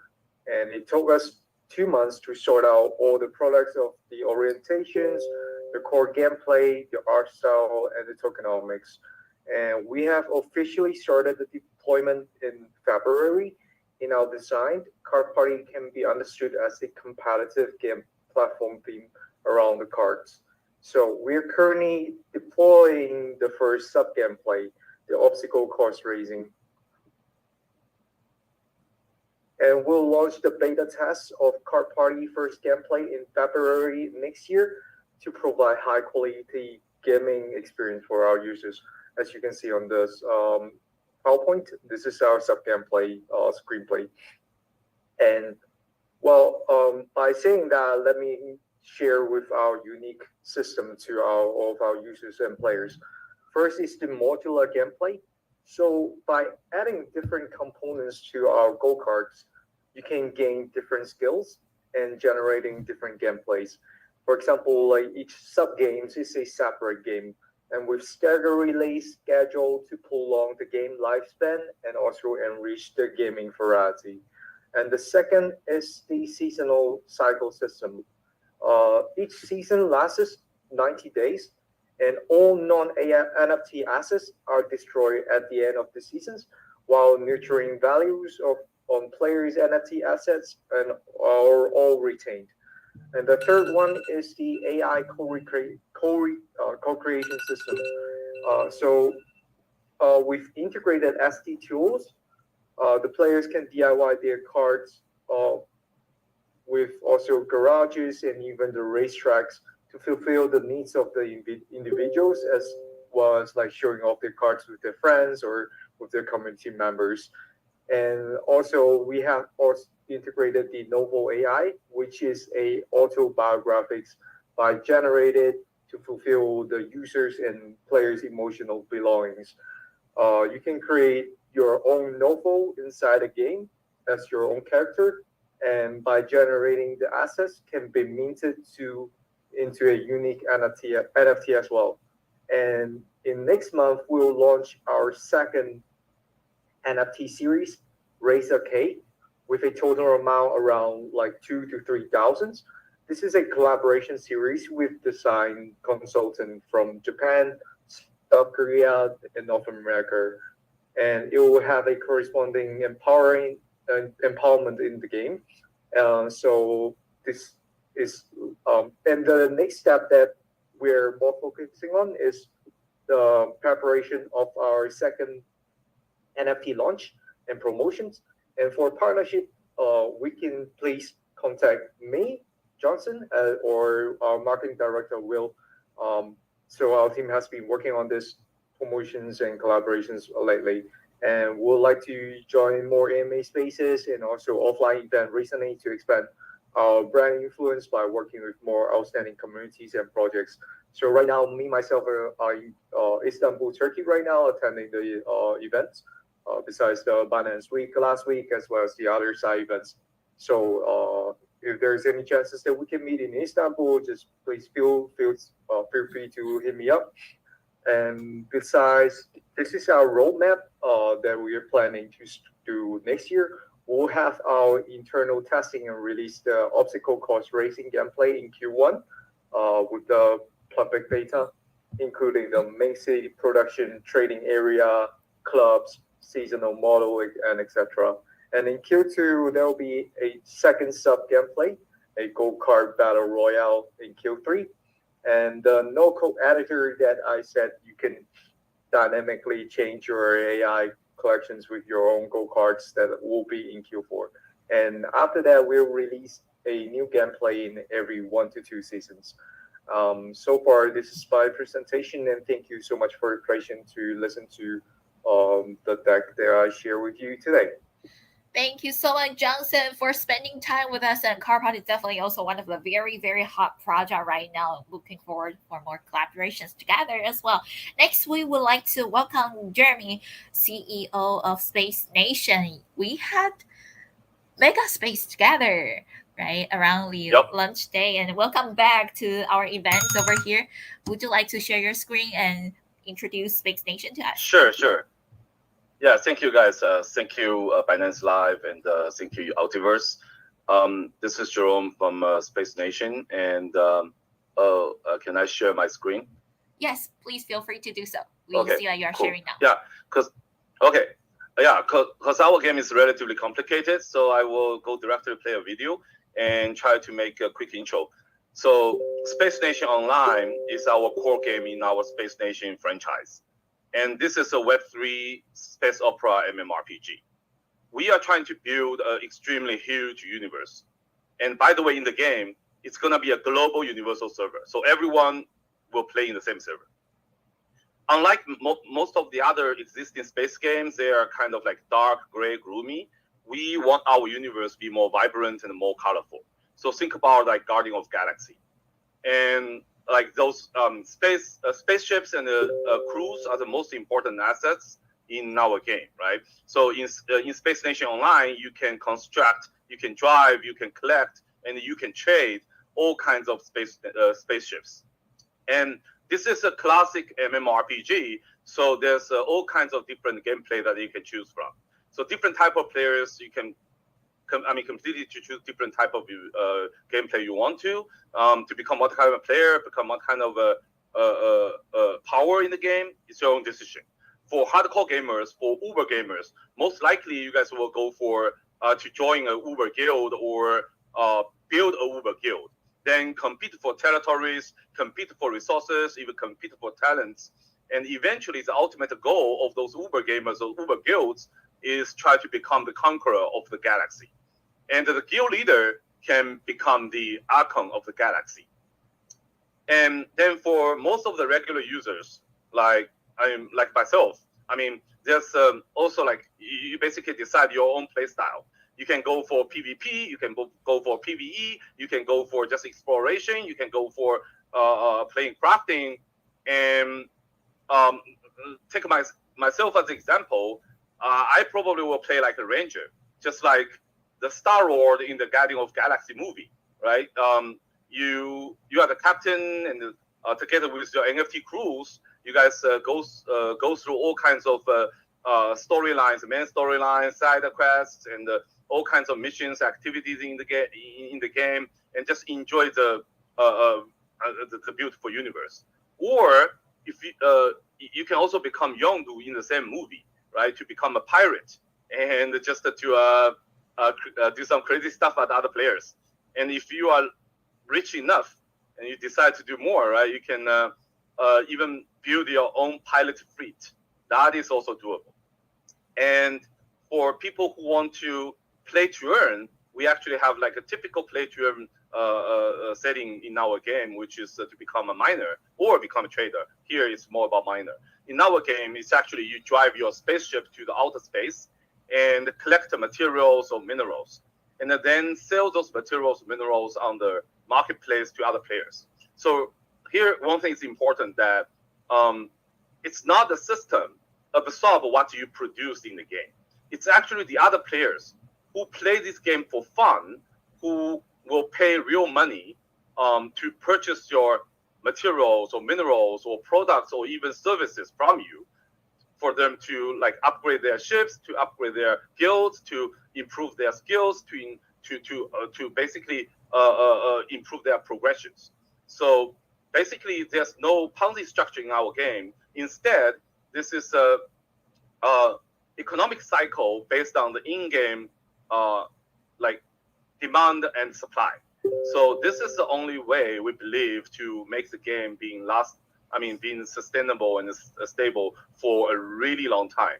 So one of the key objectives that I set to the team and set to myself is our game, Space Nation Online, needs to last for decades. So I think there's still like some time. So I would like to show you guys some of the ships in our game. We haven't really showed this to most of the people.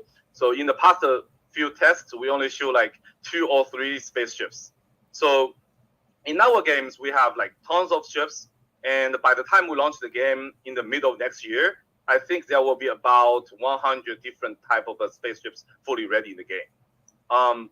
So there are 3 different type of ships in our game: battleship, mining ship, and exploration ship. And there are 7 different tiers. Tier 0 is free. Everyone who joins the game will get a tier 0 ship for free. And tier 1, 2, 3, 4 are the ships that players can drive. And tier 5 and 6 are the spaceships, are the motherships that a guild only a guild can construct and own and use. So the size, you guys will see that the size will be different from like 20, 30 meters to like 20 kilometers. It's very different. So I want to mention that it's a Web3 MMORPG game, and our tokenomics design, NFT design, and even governance design are completely unique on the market. And we don't have enough time, so I will just mention a little bit about the NFT design here. So, technically, we can easily sell all those ships, right, to our users and make some money, but we decide not to do that because if we sell all these different tier of ships to the market, to the users, then when we launch the game, officially launch the game at the middle of next year, all the different tier of ships, they swarm into the game. Then the game balance will be broken on day 1, or it's going to be very difficult. So we decide that we are not going to sell majority of the ships. Almost all the basic ships, especially all the tier 4 and up higher level ships. By the way, this is a mothership. All those high tier ships will only be constructed by the players in the game with the in-game material, minerals, and the blueprint that people purchased or people collected. And then the ship will become an NFT and it can be traded. So yeah, that's a one of the example that how we value the game balance and how we try to achieve the longest like sustainability. And lastly, just a quick updates on the progress that we are making recently. So we had 2 alpha tests back in September and in October, and we will have our 3rd and the last alpha test in early December. And we are going to launch our first spaceship NFT during the same period of time as well. For players who are interested in space games and who are interested in real like Web3 fun to play games, I would like to invite you guys to participate in our next alpha test. Yeah.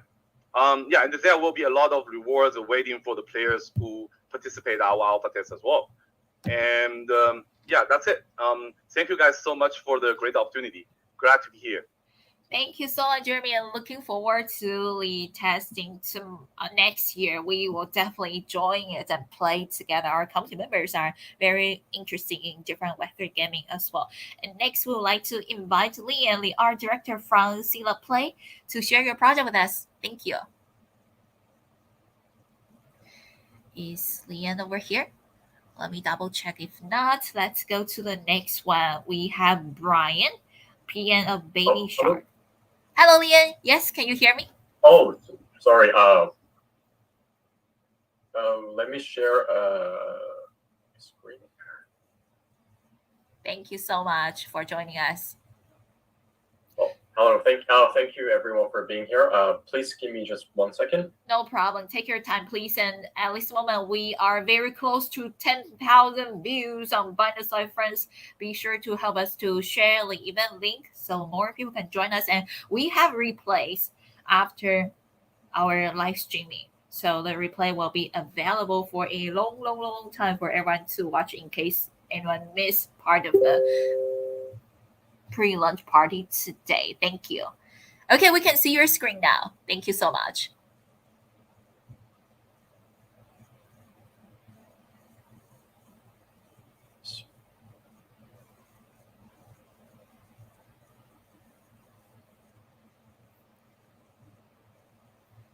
It's very clear. Oh, okay. And we will have a 3 minutes friendly reminder ringing.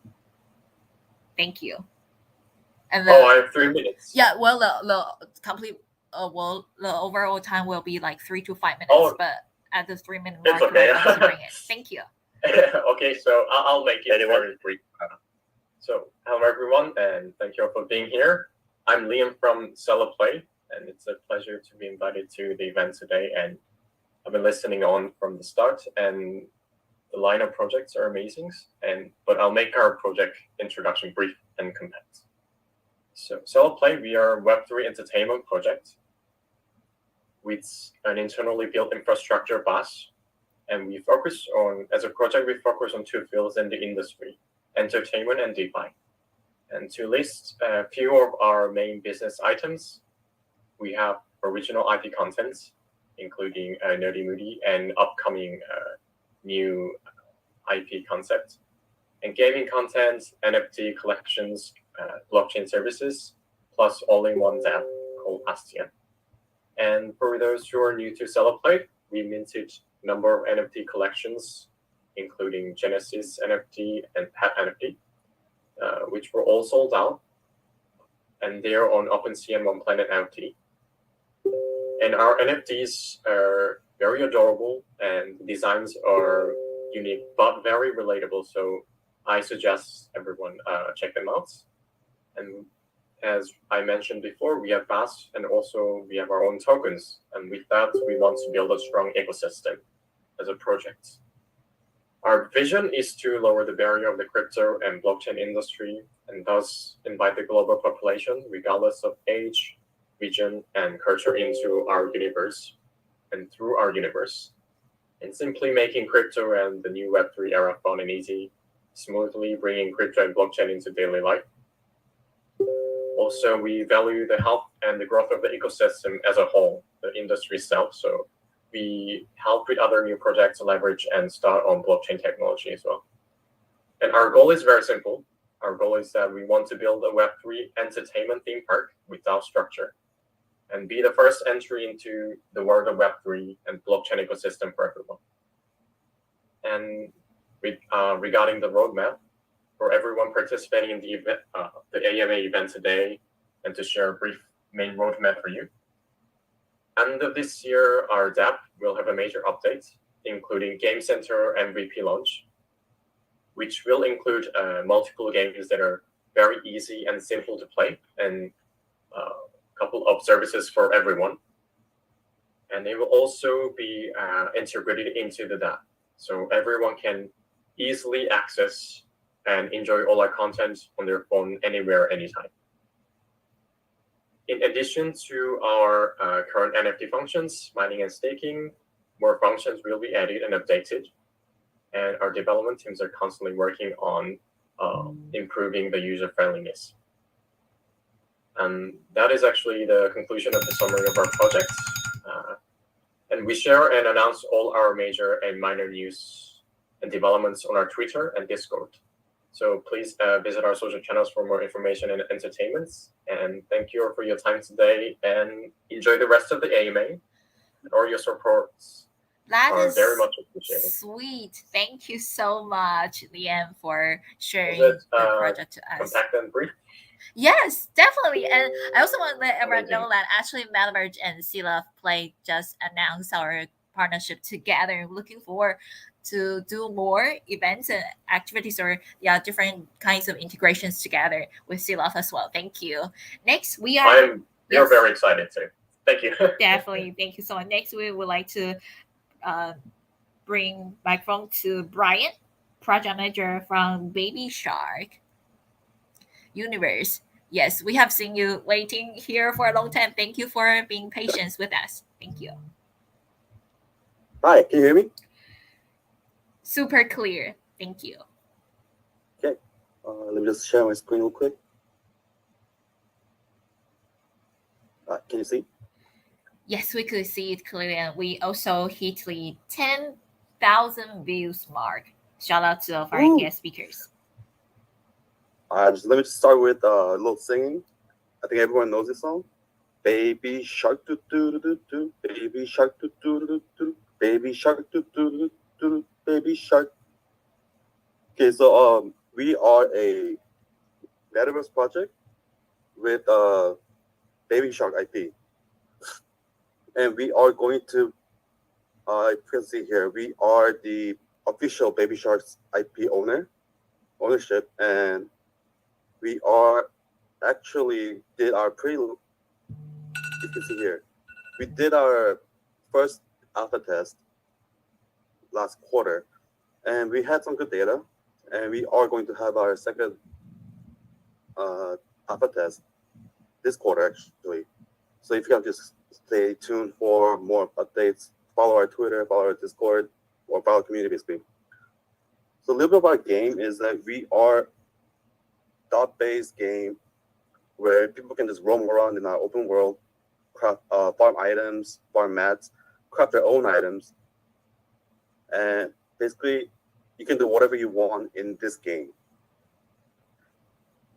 And we are going to provide a contents first as a company, but as time goes on, the users can actually create their own game contents, and people can earn and people can pay with that.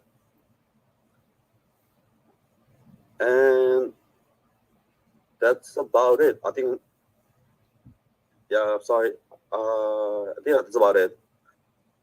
Let me just pass it on to the next speaker. That is short and sweet, and we definitely love the song Baby Shark. And my baby sister actually loved to sing it for a while. And so, yes, Thank you for joining us today, Brian. And next, we would like to welcome Noah, the founder of, how do I pronounce this? Because it's Korean, right? Should I pronounce it Do or Dokdo? We're going to. Can you hear me? Yes, Noah, welcome. We're going to learn some Korean with Noah. Yes, nice to meet you today, I direct thank you MetaMost team and the Article team and Binance Live for this opportunity. And then today, my name is Noah, and then I'm founder of the co-founder of Dr. DAO. And then Moonlight, you asking Dr. Mini? Exactly. Yes, because I actually went to Doctor's Discord last year to introduce Audiverse to our Korean community, and I forgot to ask what exactly the meaning is in Korean. Its meaning is very hard. It's a forest. There are forest island in the Dokdo Island. So sometimes it's have some just some issue. Some people say just Japanese territory. Some people say Korea territory. So that's why. But actually, is Dokdo is Korea territory. So we are making we wanna say Korea Dao, and then we are named it Dokdo. So our name is Dokdo. We are lady. So if some people say Dokdo, everyone thinking Korean, it is okay. And then Moonlight, are you clear? Got it. Thank you for the explanations. Yeah, okay. Today I'd like to introduce our Dokdo DAO. We are largest Dokdo DAO. We are largest DAO community in Korea. We are Korea-based in DAO community, and then we are go to the global.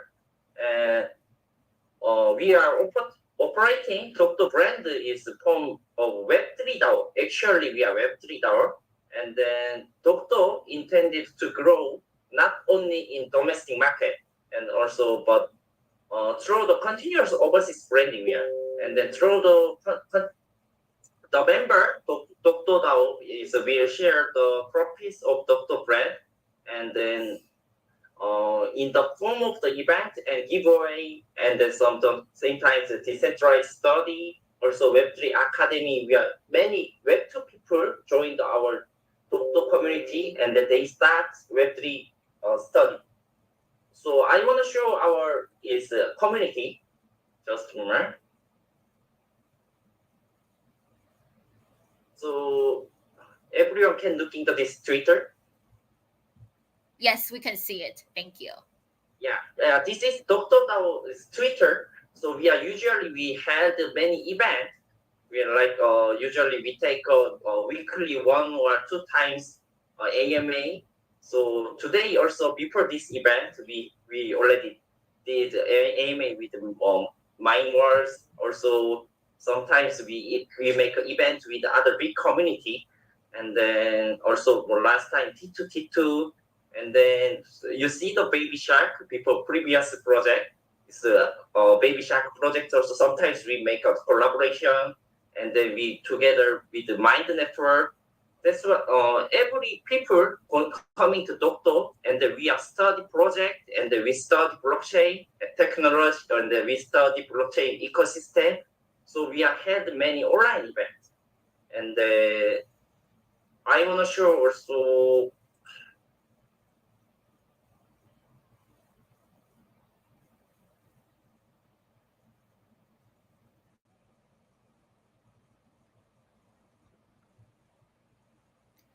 Yes, Noah? Yeah. I want to show also our Dokdo DAO is Discord. So usually we are taking many with talking with the other Web2 user. Web2 user coming to Discord, and we start talking. And so everyone now start chatting here, and then a lot of people now say fighting, and then some people say in Dokdo community.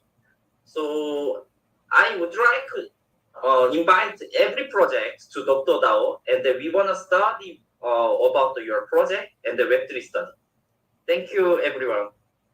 Thank you so much, Noah, for sharing your DAO with us. And I want to let everyone know that Dr. DAO has been there for a long time, right, in Web3, and also keep going strong. We really, really appreciate you for joining us today.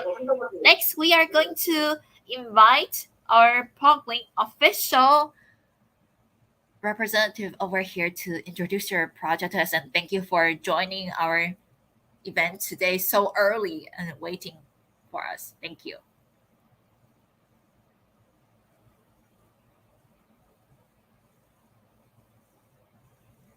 You guys hear me all right?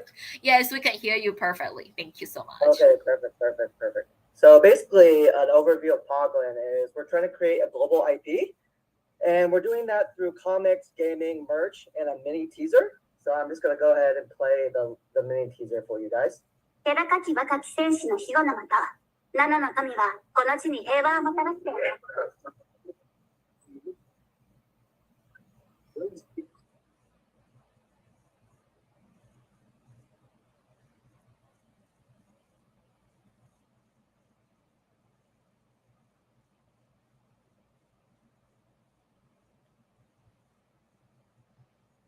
Oh, it seems that we cannot hear the sound. Would you like to also share the sound with us? You can click on the three dots and then you could find the share sound tab. Thank you.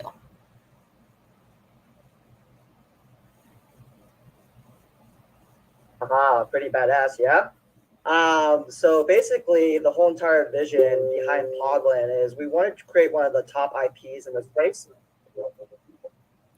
And we're going to be doing that by partnering with some of the top ecosystems out there.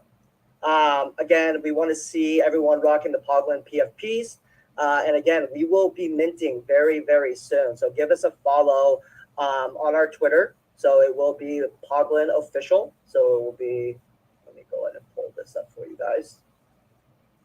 So again, it is Poglin Official. So go ahead and give us a follow, and you guys will be getting more announcements soon.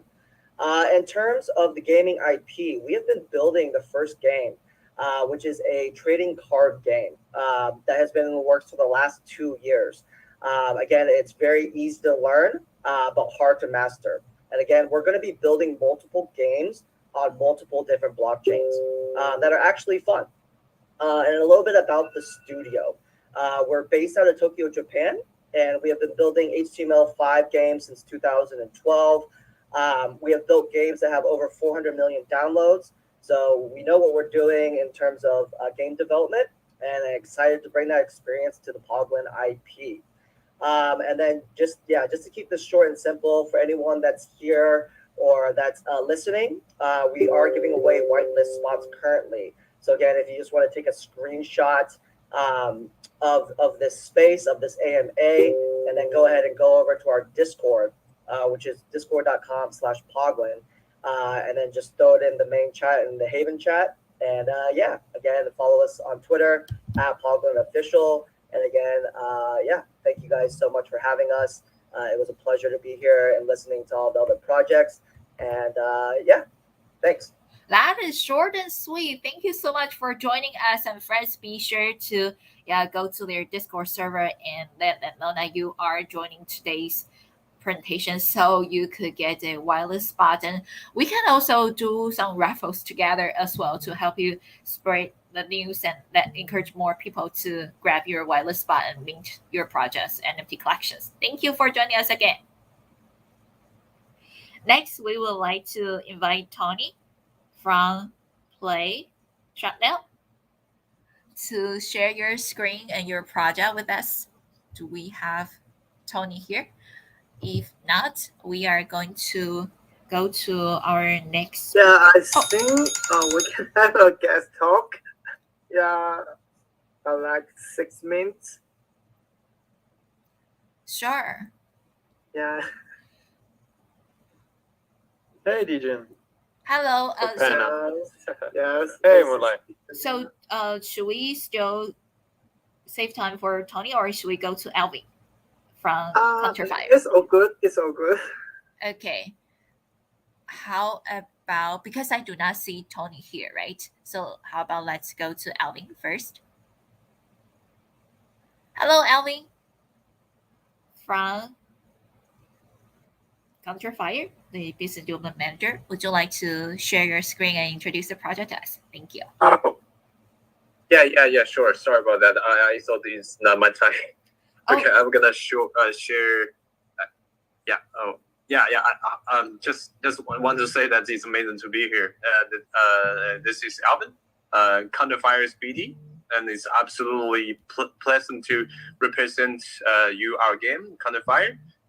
So I'm gonna take a few minutes to introduce what you need to know about our game. So I'm now gonna share the deck through a screen just to display what the game looks like. But I won't introduce the slide. Yeah, 1 second. Oh, how to share that? You can just simply click on the share screen button. There is an arrow pointing toward the top, and then you can share your screen. Thank you so much. No, I don't think I can see the share button. Oh, that's so weird.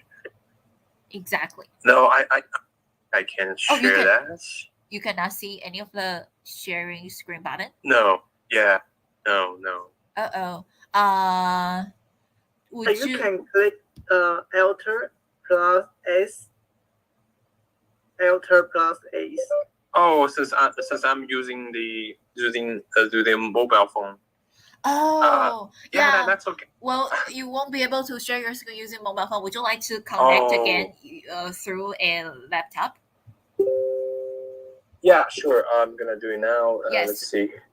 We can circle back to Tony and then come back to you, Alvin. Okay, once you are ready to share your screen. Yeah, definitely. Thank you so Sure. much. Yeah. And hello, Tony. We see that you are online right now. Would you like to introduce yourself and your project to us? Feel free to share your screen if you are capable of doing it. Thank you. Sorry, feel free to share my screen if what? Because this is a video presentation, we are on Binance Live. We are actually featuring on the homepage of Binance Live today, and so far we have over 11,000 views.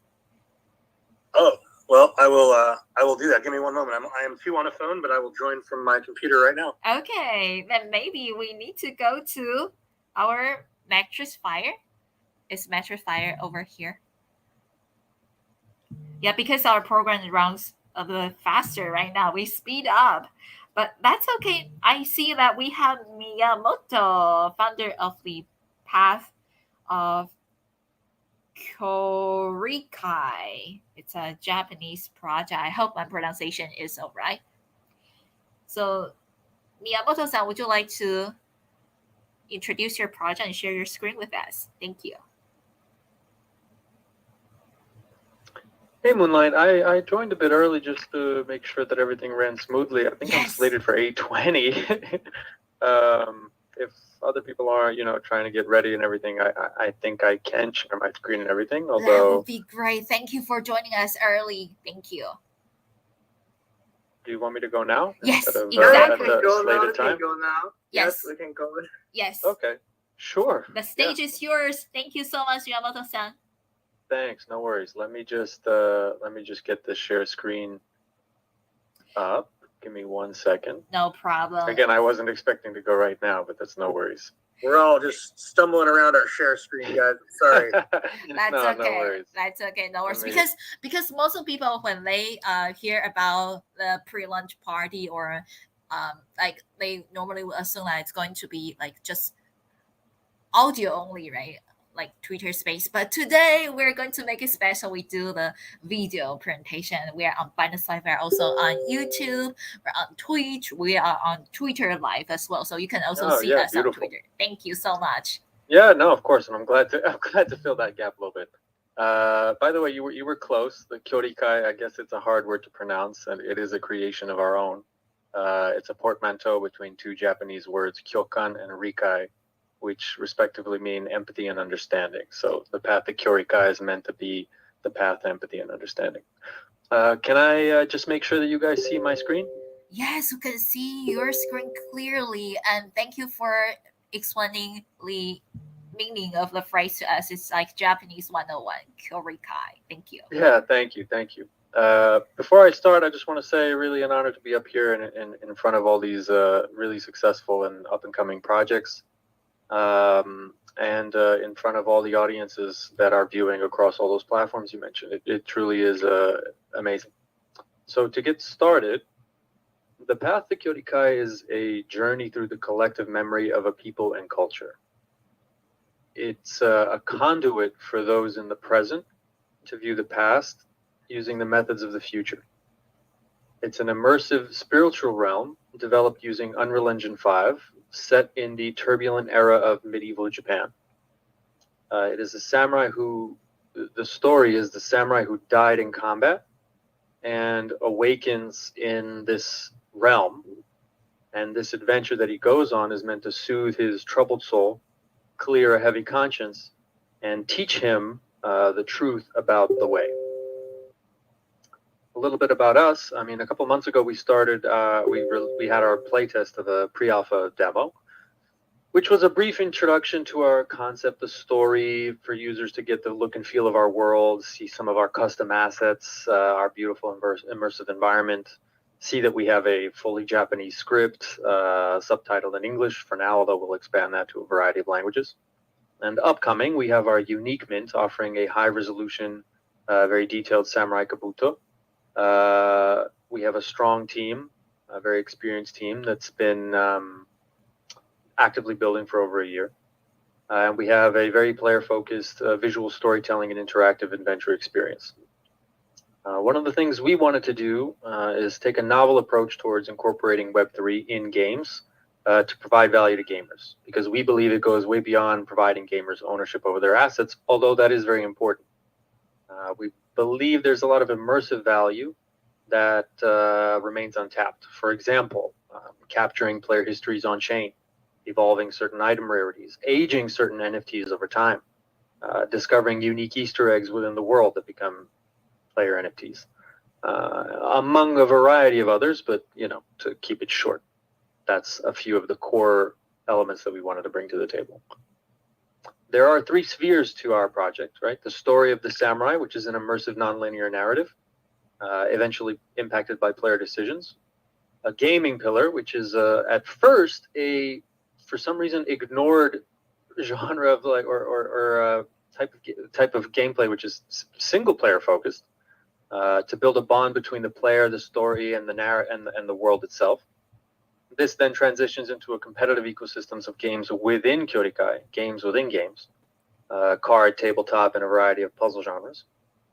And the third pillar is enlightenment or education, where we have a lot of academic partnerships with a variety of professors across a variety of universities to add to the historical accuracy and nuance that always impacts player immersion, along with a variety of galleries and museums to provide live cultural exhibitions and events, and thus onboard and provide a broad variety of avenues for all sorts of different audiences to find a home within Kyorikai for a variety of interests.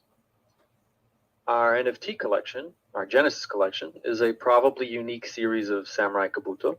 These are all highly technical, beautifully painted custom samurai headgear with an immense focus on historical accuracy, or as my artist would put it, respectful entertainment value. Each NFT would embody one of the chosen, which is then a user profile within Kyorikai, tracking all of your progress, achievements, decisions, and so on. There are also hundreds of traits, thousands of handmade, high-resolution PNGs, 2,000 by 2,000 pixels. This is a concept katana. It's a countless representations of samurai exist in modern media, but very rarely are they represented at all accurately for some reason. A rich cultural history and powerful aesthetics with global appeal allow for near limitless possibilities of what we can do with our IP, the way we can drive our story, and the collectible pipeline that we can build out. So from completing the set of samurai armor to weapons such as this katana, we have, sky's the limit as far as collectibles go. As far as a platform, like I mentioned before, we appeal to a broad audience by seamlessly blending multiple genres into one cohesive experience. A single player experience creates a relationship between the player and the character and the world itself. Eventually a competitive lasting... Sorry? I heard feedback from somebody in the stage, my bad. Lasting gaming ecosystem builds, fuels adoption and revenue. And then constant collaboration with either cultural institutions and educational partnerships creates broad avenues for transmedia extensions and cross-IP collaborations. Game development leads to the Our development grows our community, which inspires further collaborative partnerships based on all the things that I've mentioned, the art, the story, gaming, culture, education, which furthers more development, and so on and so forth. Some of our team members, I mean, we all have taken names from historical figures within Japan, and each of us has a unique role, from myself and my partner from a business perspective, an artist, and two people from AAA studios, Ubisoft and Crytek, which are really the core team leading our development and our business. They have experience intimately with building games that have thousands of hours, millions of downloads, billions in revenue, from Hunt Showdown, Rainbow Six Extraction, Nexus, and then as they built their careers, involvement in a variety of games, all of which are ubiquitous in gaming. Success breeds success. As we show that we can provide immersive themed interactive worlds with a proven model and a proven team, we can broaden our access and content pipelines into a variety of different cultures, which builds on global appeal, engages various national identities, and hedges against localized player concentrations. So to conclude, we aim to set a new standard among Web3 projects through consistent delivery of incisive, immersive content and powerful custom artwork. Starting with premium collectibles that are staples of the samurai theme, Kyorikai is an emblematic space within the virtual sphere, a profound, compelling narrative with a unique analysis of Japanese mentalities, traditions, and its evolution over time, the accredited representation of historic references, and the consistent expansion of transmedia extensions of our IP. So upon walking the path, we will establish a staple of the new era, staking a claim to the holy trinity of entertainment, education, and culture. And one of my favorite quotes by Miyamoto Musashi, who I've taken his name as my alias, is "Step by step, walk the 1,000-mile road." So thank you guys for your time. Thank you so much for sharing the project with us, and also thank you for covering the time by joining in advance so that other project No worries. could get prepared. Thank you so much. Yeah, this is definitely a very beautiful presentation from Oh my goodness. Okay, goodness. Okay. My Japanese, I need to improve that, but at least I could pronounce your name correctly, right? Miyamoto-san. Thank you so much. No worries, and I'm happy to step in and cover the time. Thank you, founder of the Path of Kyorikai. Okay, this is super amazing. Next, we would like to circle back to Tony. Hello, Tony. Are you ready for presenting your project to us? Thank you. I am.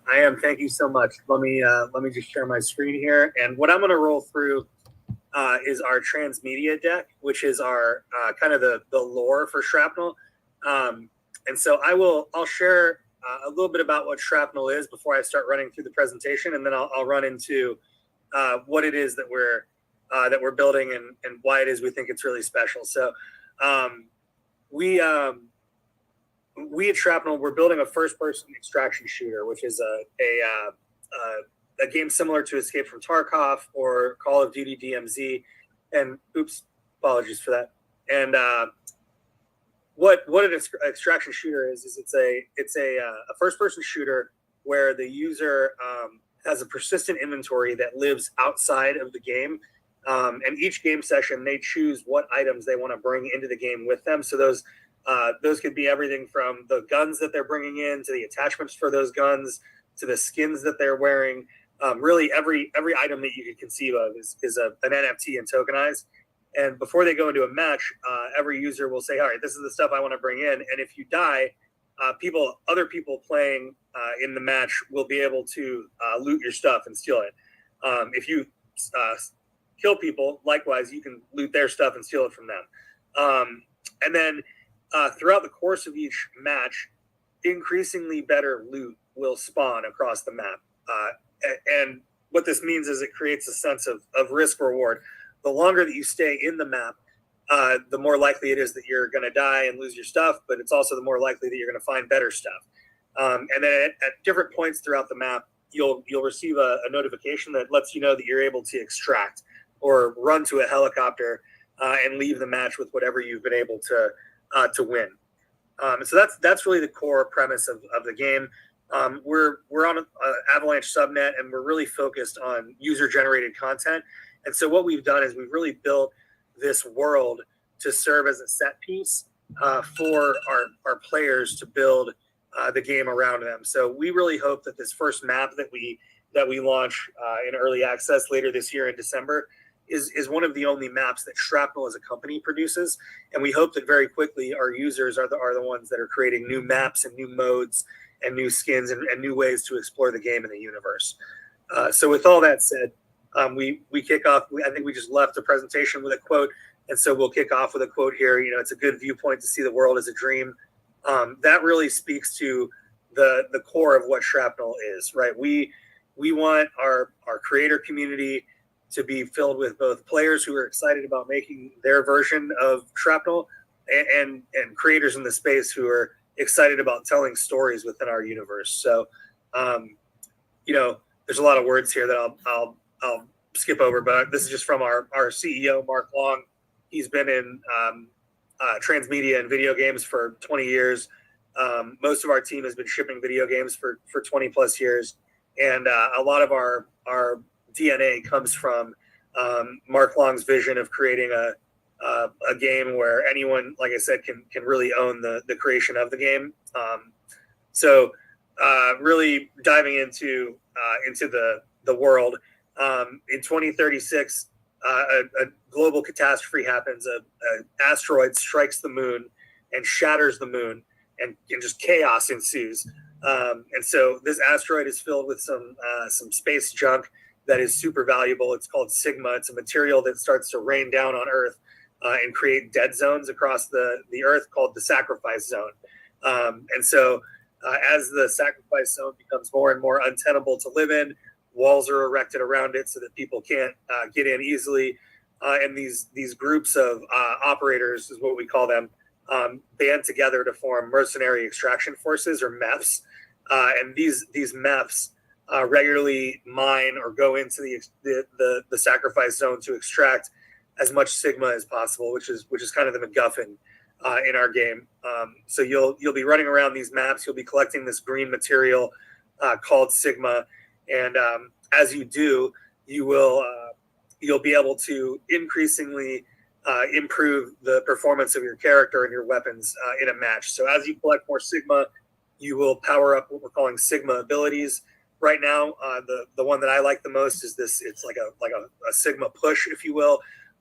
You press the button and a green force field kind of shoots out from you, and you can hit other players and move them around the map. And you can also use it to traverse the map yourself. So you can bounce yourself off walls or off of the ground. And all of that is powered by this material that's raining down from the sky. So just a quick timeline. The game is actually set after all of this crazy stuff happened, right? So a lot of the times when you see post-apocalyptic media, you know, The Walking Dead, 28 Days Later, it focuses on like immediately after or immediately during the craziness that is happening. And in our world, this is actually, you're actually participating in the events years after the moon has been destroyed and Sigma has been discovered, and these MEFs have been mining the sacrifice zone for this material. And so not only are you living in a world where all of this craziness exists, where there's, you know, cartels and mercenary extraction forces that are you know, fighting with one another for this stuff, but like me, Tony Valgersel, with a 7-year-old daughter, are like, I'm still bringing my kid to school and getting coffee in the morning, and like the world exists and is operating around us, but there's this new element and dynamic that doesn't exist in the world that you and I live in today. And then another quote, you know, really speaking to the kind of the first group of folks that are coalescing around this mercenary extraction force concept. We've gotten the people who are now in control of the sacrifice zone, and we've really divided them into 4 groups for the purposes of our lore. We've got the Callaway, which is like an arms cartel. They're the ones that make all of the weapons and the gear that people use to go in and fight each other. Ozaki, which is a Yakuza clan, just running, you know, shady criminal stuff. Astral, which is like almost a cult in the game. They're really worshipful of this Sigma content or Sigma ore that has rained down from the sky, and they are just focused on figuring out how to harness quantum technology and really figure out time travel, to be frank. And then lastly, Valdacha is this like overarching, almost Big Brother style group that is actually the group that is developing the technology to use Sigma and produce the results that I was just talking about. So as the players both engage with the game that we've built and the content that others are building, we're excited to see how they explore these different families or gangs that are prevalent within the zone. And so I'm not going to go through all the content for each family, but you can see, we've got main characters, we've got sub characters, and it's fun for me to talk about this because our founding team before Shrapnel was created was a group of folks that were at HBO, and they were all making worlds and games for Game of Thrones, and Westworld, and those titles. And then AT&T bought HBO and said, "Hey, HBO, you're not making video games anymore." And so all of these folks that were really making interesting, fun transmedia products suddenly found themselves not. And so they went and they raised some money and they decided to make Shrapnel.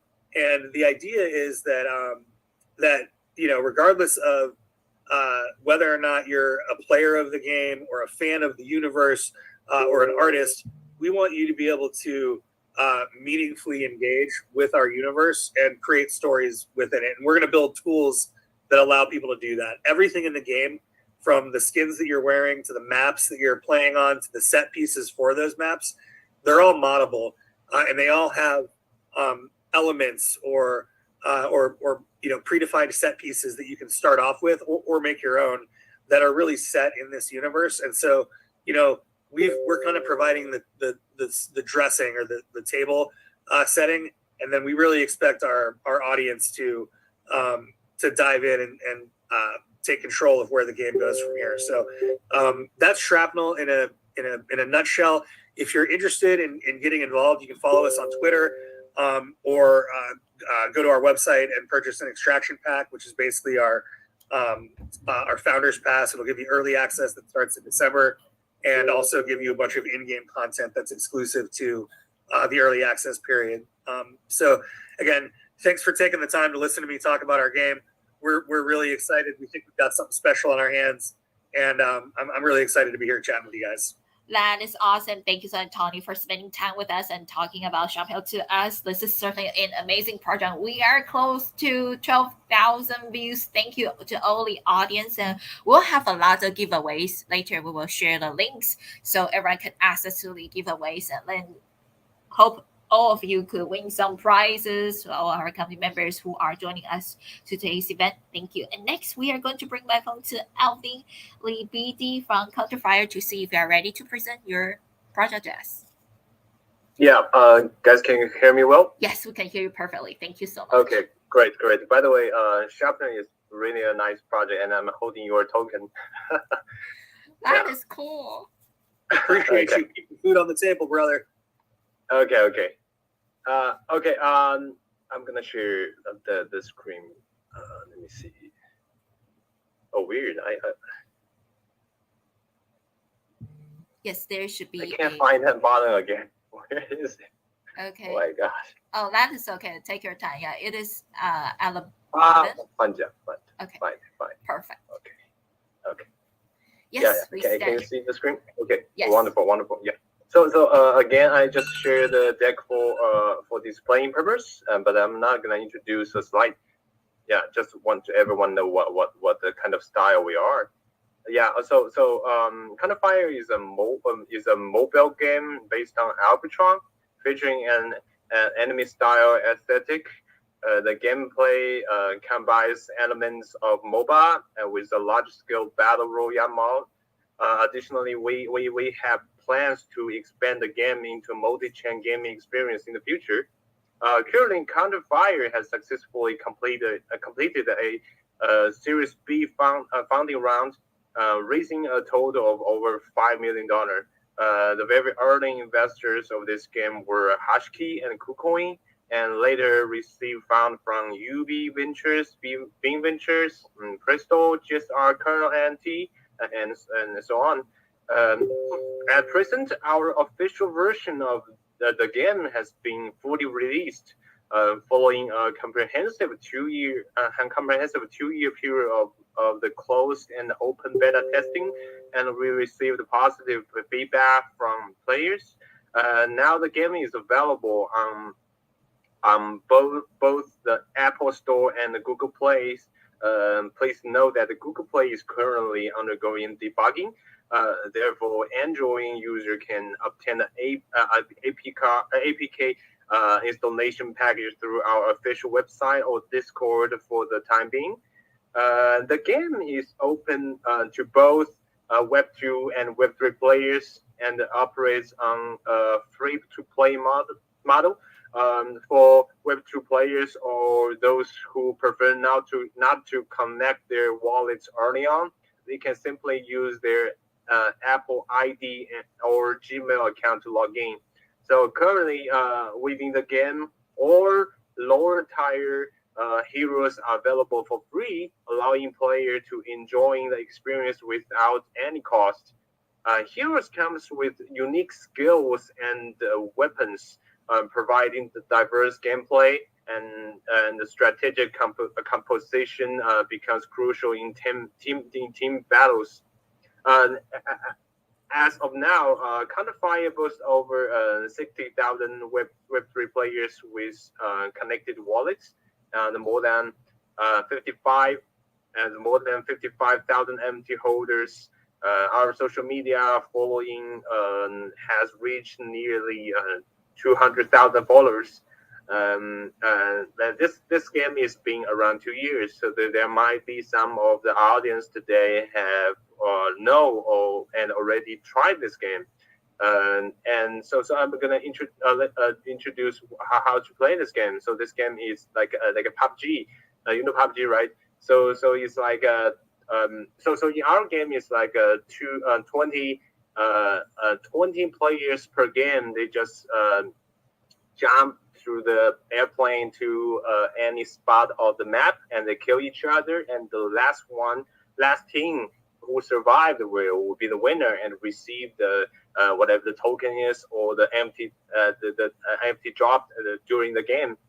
So additionally, just wanted to let all the players or maybe an old or newcomer know that we will conducting TGE by the end of this year.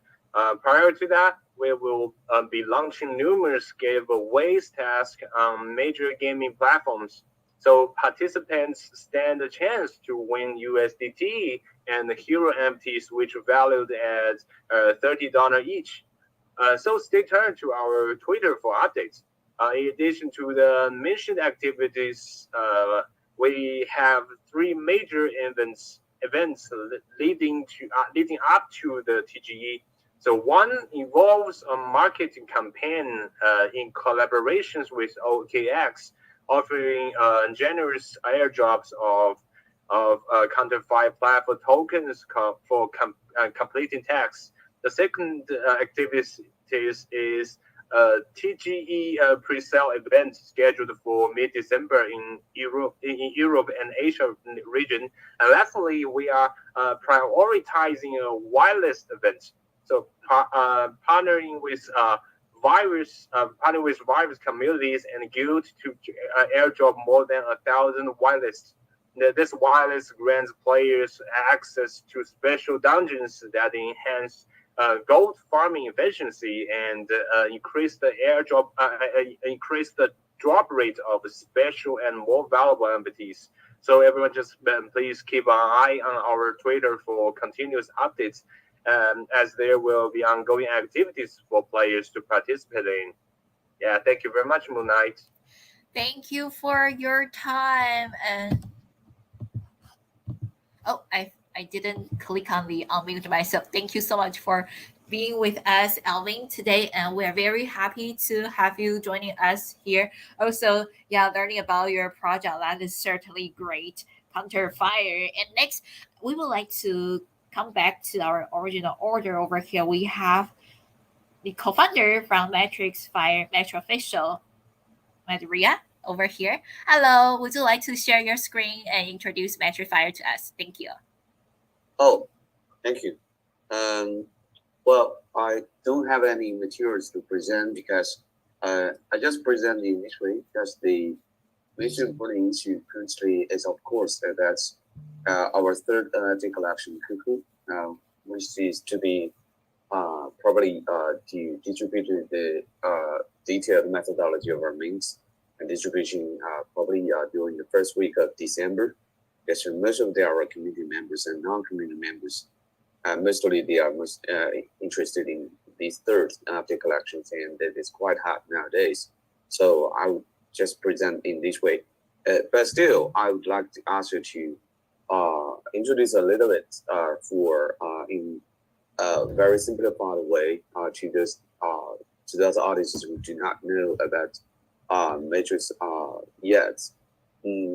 And thanks so much for your interest of all of the audiences in Matrix, and we'll bring you into Matrix Metaverse. This trilogy mobile game with unified worldview stories on hundreds of years of war between centralized data cartels and decentralized resistance chips. And why I talked about our trilogy game, we are talking about three continuous episodes, however, with unified worldview stories but different gameplays. The first episode is called The Matrix Farm, has already got tremendous success. Last December, we have already finished successfully the first offline test in Manila, Philippines. And also, we finished the pre-alpha test during the first 2 weeks of April this year. And we got around 4,000 people to attend that test. And recently, from August the 8th to August 26th, we have successfully finished our alpha test, and we got 200K registered users and 50K daily active users. Extremely good figures. And also, welcome also the audiences to participate very actively in our incoming beta test, which could be expected to roll out probably in January or February of next year. And currently, we are working very hard to try to bring that as soon as possible to our members and gamers and also NFT holders. And probably shortly after the launch of that beta test, our game will be officially launched probably at the end of the first quarter of next year. And we also want to improve the transferability, the interoperability of NFT technology. That is to say, some of the NFTs already minted or obtained or mined through the gaming of the first episode of the game, Matrix Farm, will be also allowed to carry forward to the second episode and third episode. While the second episode called the Matrix War is could be an MMORPG mobile SLG game. While the third episode called the Matrix Evolution could be an open world game. So the first episode game, Matrix 5, is essentially a CS:GO-like game. So with 5 versus 5, so you basically have two modes, PvE and PvP. And frequently, we also organize this esport tournaments of PvP games. And those winners during our official esport tournaments, they would win, of course, the most wanted, the most sought for NFT, the UN champion, YOTC, with current full price of already above 20 ethers. And there are only 520 pieces of a YOTC. With one half, 50% of them, that is to say 260 pieces reserved to solely to our esport tournament champions, while 1 or 2 of YOTC has already been delivered to the past champions.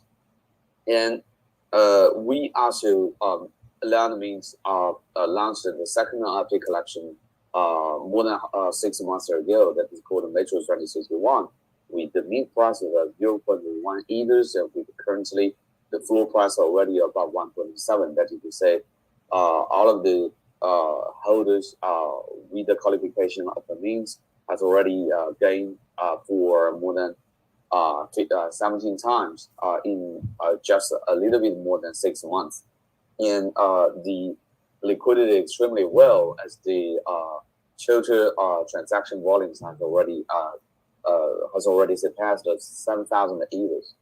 And now we are talking about the third NFT collection to Cuckoo. Cuckoo essentially would be regarded as something that is superior than Matrix 2061 and equivalent, almost equivalent in one compared to YTC, because both YTC and Cuckoo are across games on some kind of a platform NFTs in Matrix ecosystem, while Matrix 2061 is just reserved to the first apps of the Matrix file.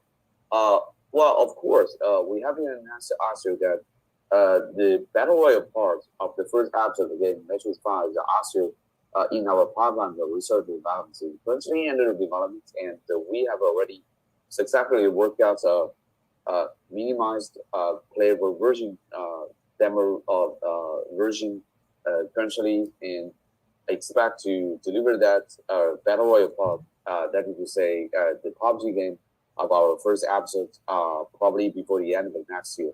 So several milestones to notice to remind. So the beta test, the mint of Cuckoo probably during early December, and also the launch of our beta test probably in January or February next year, and also the official launch of our first episode of the game Matrix file probably approaching the end of the first quarter of next year, and also the potential official launch of the Battle Royale part of the Matrix file before the end of the next year. Well, so Cuckoo is kind of a battle pass, allowing people, holders, to access the creator economy of the whole Matrix ecosystem. That is to say, we always talk about the possibility of a creator economy inside, embedded in the Matrix ecosystem. That is to say, in the near future, we don't expect that just the NFTs, the assets are created by the team, but also, but more by the whole community and by content creators from the community. And this kind of a content creation, of course, have to be submitted from a kind of a procedure for approval from all of the community members, but essentially from the votes of the Cuckoo holders. So that is to say, a new map, new dungeon, new gameplay, new skins, new character, new genesis characters, and new worldview stories. These kind of a co-creation have to be approved by the holders of our third NFT collections, Cuckoo. Meanwhile, Cuckoo could serve well as a kind of a battle pass in the PvE mode, but not in the PvP mode. Now, of course, Cuckoo could be carried forward in the second episode and third episode, where Cuckoo could essentially play a more important role. And actually, Cuckoo could be upgraded because it is a kind of a battle pass, which could enhance your battle efficiency and could help you to fight against your enemies, opponents, etc. And also, immediately after the mint of a Cuckoo, the holders of Cuckoo could also stake the NFTs to try to obtain other privileges and also other kind of staking interest and also airdrop interest, exactly. So, I mean, let me just welcome the first of our third day collections, and it's quite hot now. So please try to join our Discord server and our other groups in Telegram or other things. But the most important thing is to join our Discord server. Try to get your scores to try to get those Cuckoo list, the locker list, etc. Thank you. Thank you, Madeira, for introducing Metrifire and your ecosystem projects with us today. And we certainly will have been collaborating since the beginning with Metrifire, and we're very happy to see that you are coming back to our pre-launch party today as well. Next, we would like to bring my phone to Chloe, the company manager from Flapping Moonbird. Hello.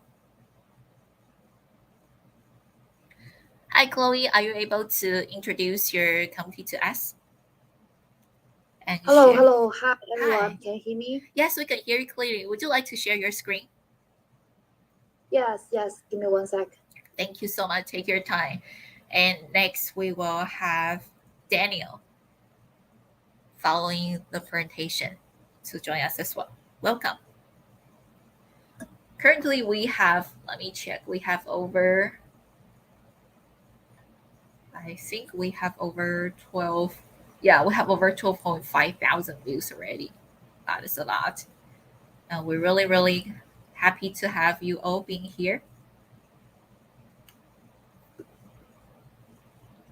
Sorry, guys. I need to correct the Zoom permissions. Maybe next speaker first.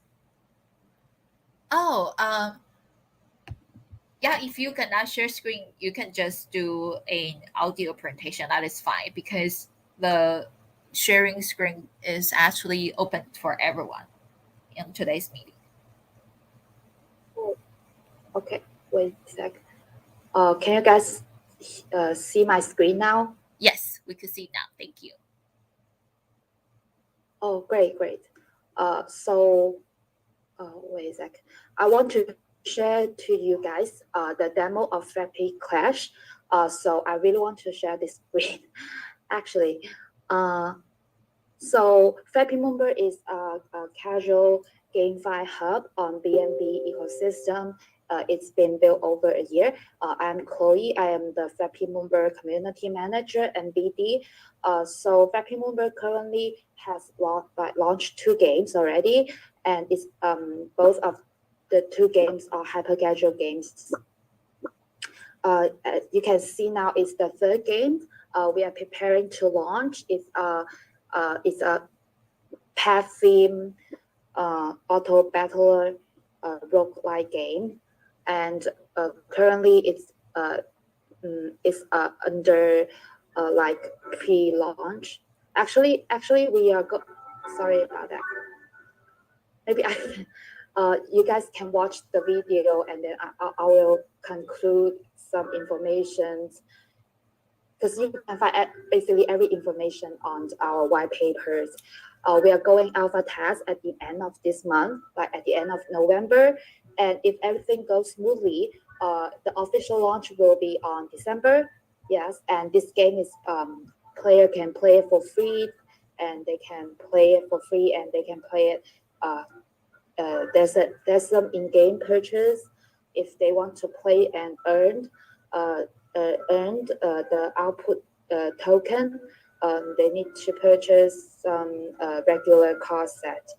We are also preparing to give away this card set. We also give some to Meta Merge community. Yeah, we can. If you guys interested, you can also go to Meta Merge community and like join the giveaway.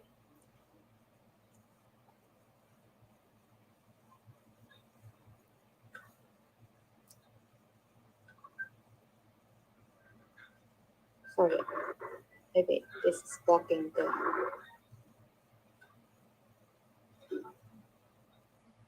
So basically, if you win 10 rounds and you win the games, this is auto battler games.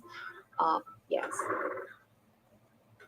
and there are there are a lot more than this. The team has developed this game, put a lot of effort in it. There are many like pads, there are like 60 card pads in the first regular card set.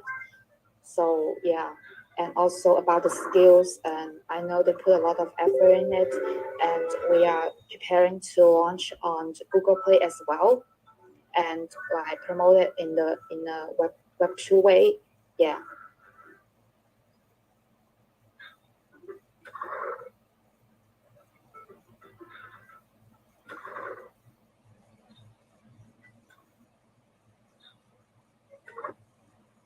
So that's kind of everything.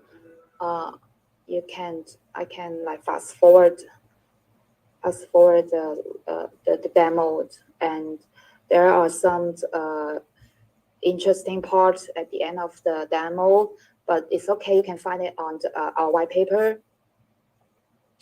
You can find our white papers on fappymumber.xyz. Yeah, we have already launched 2 games and the native token, FMB token, and also the team is preparing to bridge FMB token from Ethereum to BNB chain, and give it more like liquidity on it, and alongside we are about to like promote the Fappy Clash games and do alpha tests and everything. If you are interested in collaborate work with us, you can also contact me on Twitter. My X handle is here. You guys can also DM me, and also can follow Fappymumber on like the handle is at Fappymumber. Yeah, it's quite simple and everything. And about the games, we do there's a economic model. So basically, we have 2 arenas here. The silver coin arena is play for free, and the gold coin arena is play to earn. And for the silver coins, there are you can earn silver coin from the PVE mode and beginner's mine. It's mining, but with some interesting gameplays in it. It's not that simple. There's some like a cave. You can like purchase some shovels and tools, and you can also beat each other up in the mines. There's some gameplays there, and you can like earn silver coin here. Silver coin is not a like on-chain token. It's like in-game assets, and you can what can you do with the silver coin? You can go to the store and get cards and like in-game resources, and gacha is like a refresh, because this is like a card game. You need to refresh and get more, like get rarity cards and everything. Yeah. So and also if you purchase like spend a lot of like silver coins in the store, you can upgrade your VIP level. After you upgrade your VIP level, you can synthesize the shots you get in the games and everything. And so if you want to play to earn, you need to go to the Gold Coin Arena. So Gold Coin Arena is a PvP mode. Also, you can like consume the gold coin, and we will also like establish a liquidity pool for the gold coin and FMB trading pair. So the FMB is already a like on-chain token. It's a Fappymumber native token. Yeah. So there's also some like LP management and governance. There are more information to be disclosed. So currently everything is just I just got some information from the team. We haven't disclosed much of like, we just disclosed a bit, like we have NFT shards here, we have staking and mining, so we have a store system, we have lot of like contents in each part of it, but we haven't like put in this white paper. But we will do it in the next 1 month or so, along with the alpha test. Yeah, the alpha test is open to our Genesis NFT holders and our community members, and also some GameFi community members as well. And the alpha test will delete the file, like we will delete all the data. It's just player can experience the whole games in alpha test and everything, and help us debug the game. And after everything went smoothly, if everything went smoothly, there won't be a second alpha test. Like we will directly launch launch, like official launch the game and everything. Yeah. So we have trading market here, and the trading markets. The pet NFT, is you can purchase the pet NFT in the games and play to earn. You can also extract it on chains and trade on BNB NFT marketplace and everything. Yeah. Thank you so much, Chloe, for sharing the project with us. And yeah, sorry, we have hit the time limit of each of the projects. So we would like to invite you to wrap up the presentation. Thank you. Yeah, sure. No problem. There's a lot of material here. Thank you guys so much for having me here. So yeah, you can read everything on the website. Thank you. I'm wrapping up here. Thank you, Moonlight. Thank you so much, everyone, for being here. Thank you, Chloe, for sharing the project Flappy Moonbird with us. And next, we would like to invite our Daniel over here from Rayfield. Actually, we have Metamerge already collaborate with Rayfield, or either Metamerge or I would say Audiverse, right? Because I remember a couple months ago we had a Discord community presentation together, and that was quite great. Let's do it again together. Thank you.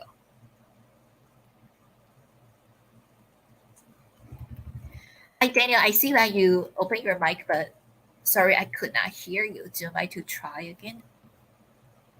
Let me see. Checking the audio over here. Yeah, Daniel, can you hear us? Daniel from Rayfield. I know we have two. Yes. We have two Daniels over here.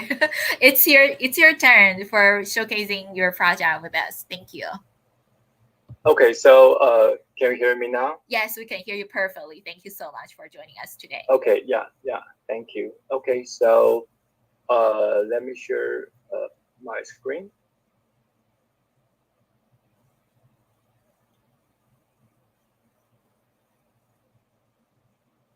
Can you see my screen now? Yes, very clear. Thank you. Okay, cool. Yeah. Hi, everyone. I'm Daniel. I'm the founder of Real.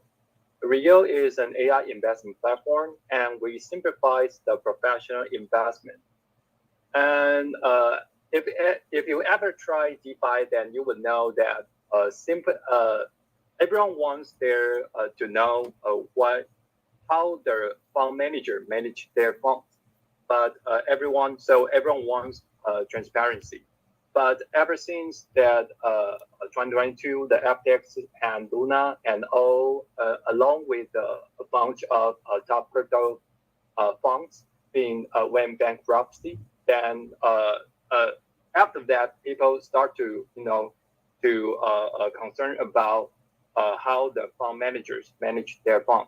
But the simplicity and the transparency is conflict in the cryptocurrency investment. And also the creativity is very important. And the third is the reason that the DeFi cannot attract a lot of users is because of the because it's too hard for the beginner. So the reason we start a Real is we try to provide an easy to use and also have a better outcome than all the crypto funds. And also we would lower the DeFi investment barrier by AI. As you can see, our UI is very easy and simple. And without AI, user can tailor an investment plan by answering a few questions.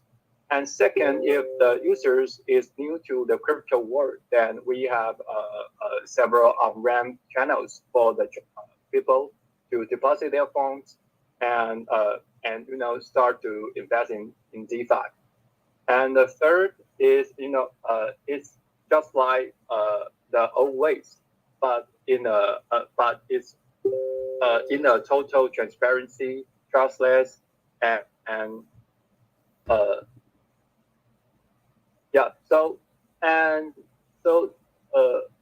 And by now, the investment tools that we provide right now, the most user on our platform are using right now is our Uniswap tool.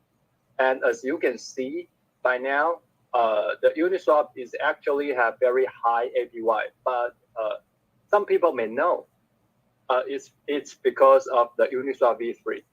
The Uniswap v3 has the concentrate liquidity mechanism, and that mechanism boosts the capital efficiency to the sky high. It's not compares to the other DeFi's like Curve or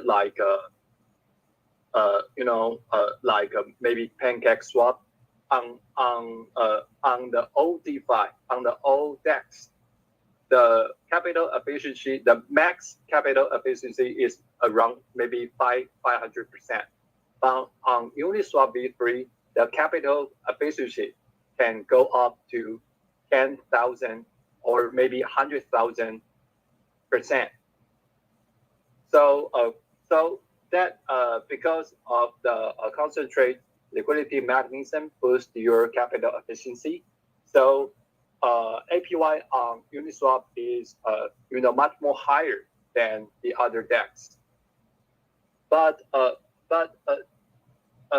Uniswap have been around. Uniswap v3 have been around for a while. So why people don't why just a little or most people didn't know or didn't try because of that to provide concentrate liquidity.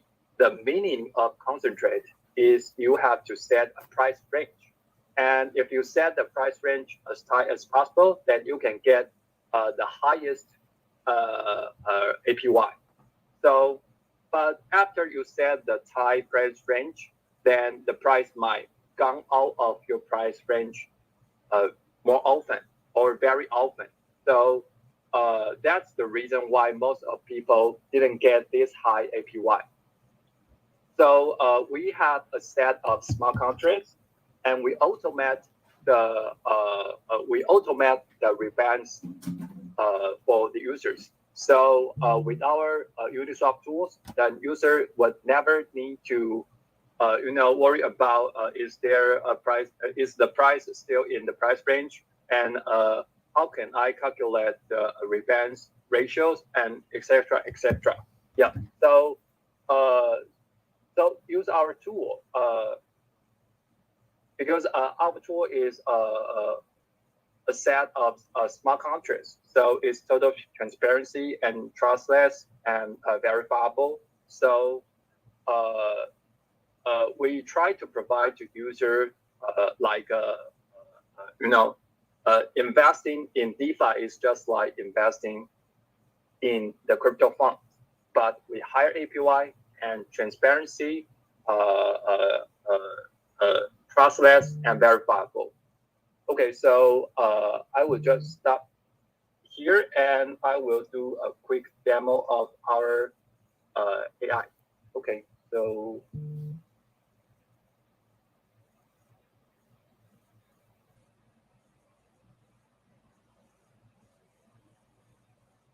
Okay, so I'm not sure. Did you guys see Yes. my screen? Yes, exactly. Okay, I can so- see. Thank you. Oh, okay. So we have by now the Rio have rolled out first AI. It's called Rio GPT, and Rio GPT is what Rio GPT can do is tailor an investment plan for you.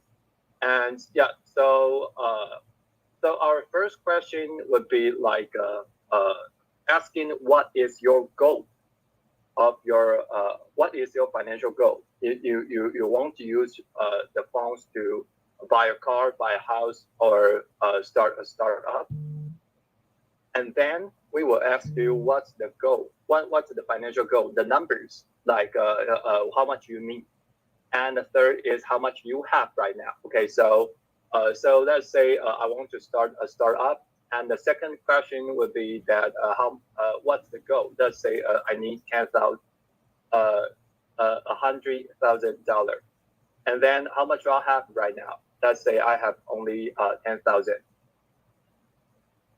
And the next question is how long I plan to earn the extra 90,000. Let's say 1 year.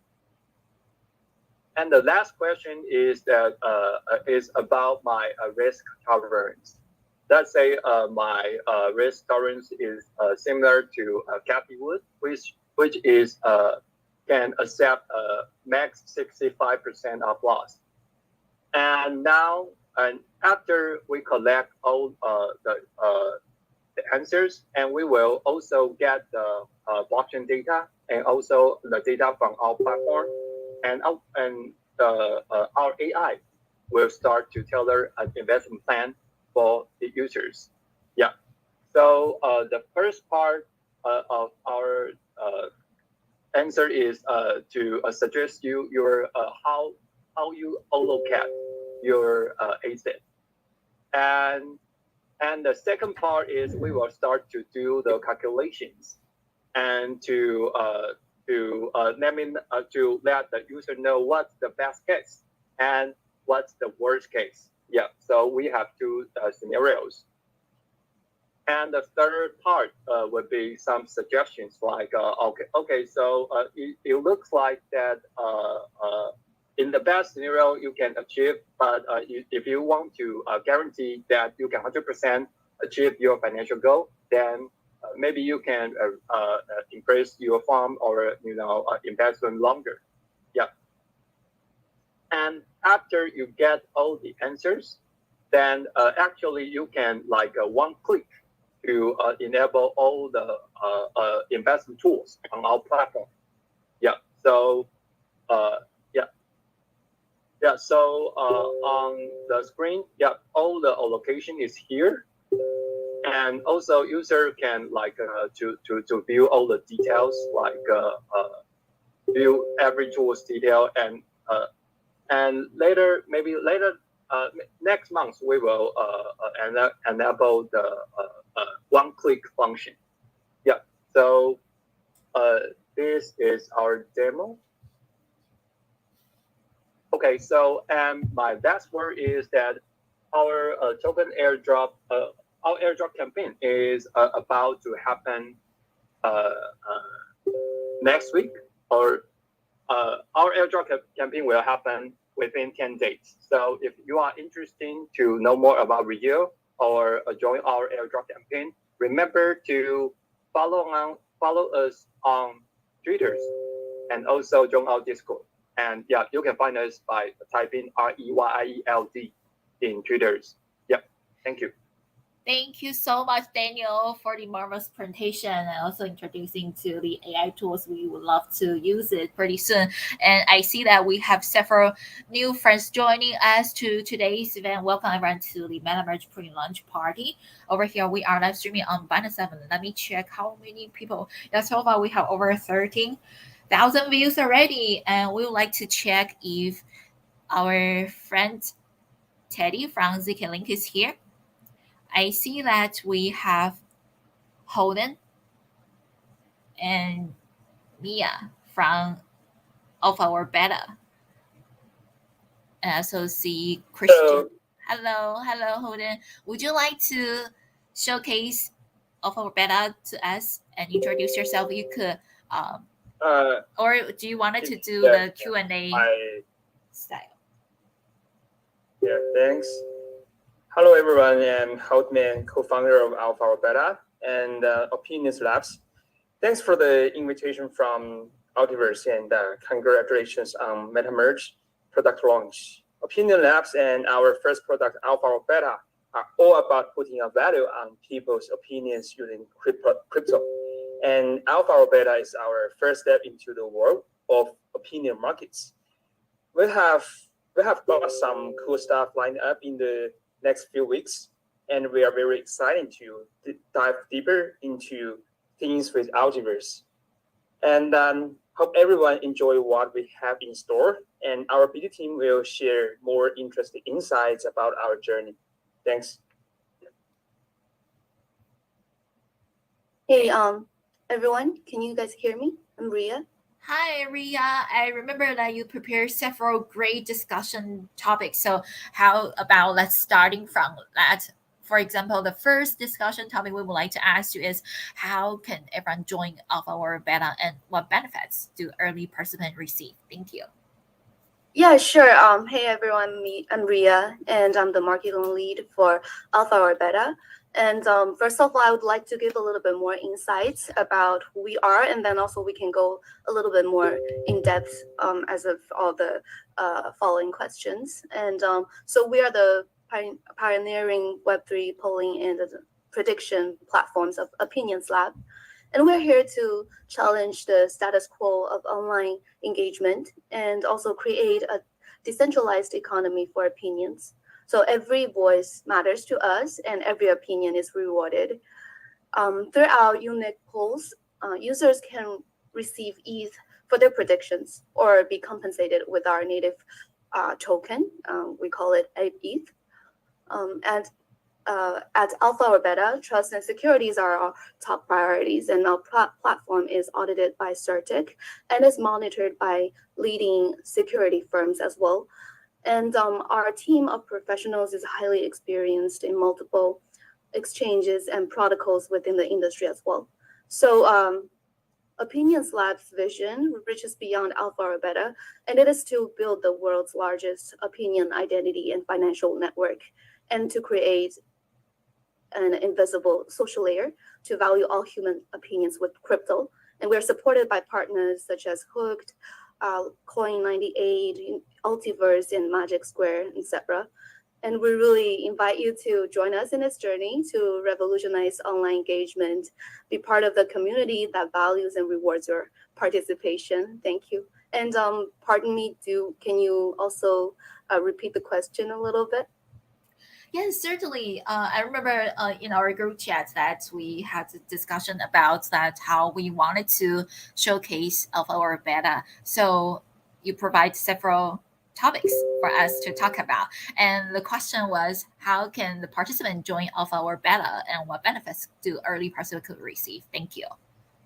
Yeah, sure. So it is very simple to join Alpha or Beta. Just kindly visit, it's called app.alphaorbeta.com, and just follow the registration process. It's very easy. And early participants are privileged to receive exclusive rewards, including complimentary ApeETH, which is our on-platform currency, and also a distinctive wallet for the first 5,000 members. So everyone should join now. That is just brilliant because yes, early, right? So let's join Alpha or Beta. And how secure is the platform Alpha or Beta? Thank you. Yes, our security is the top priority, of course. And then we've got really solid security checks in place, like CertiK audits, like I mentioned before, just to keep all of your stuff safe and sound. So no worries. That is just perfect because certainly security is one of the most important things for our Web3ers. And how about talking about tokens? What is Alpha or Beta's token model, tokenomics, and how does it benefit the platform's growth? Thank you. Yeah, our token models is all set about giving you props for being active and making sure that we've got the funds to keep making Alpha or Beta better and better. And also there are a lot of rewarding processes such as, the early birds rewards, right? The 5,000 first members that gets rewarded. And we have the bonding curve, which is an economic model that sets the price of votes based on their purchasing timing. So pretty much, in other words, the sooner you vote, the less you pay, and the more you could earn.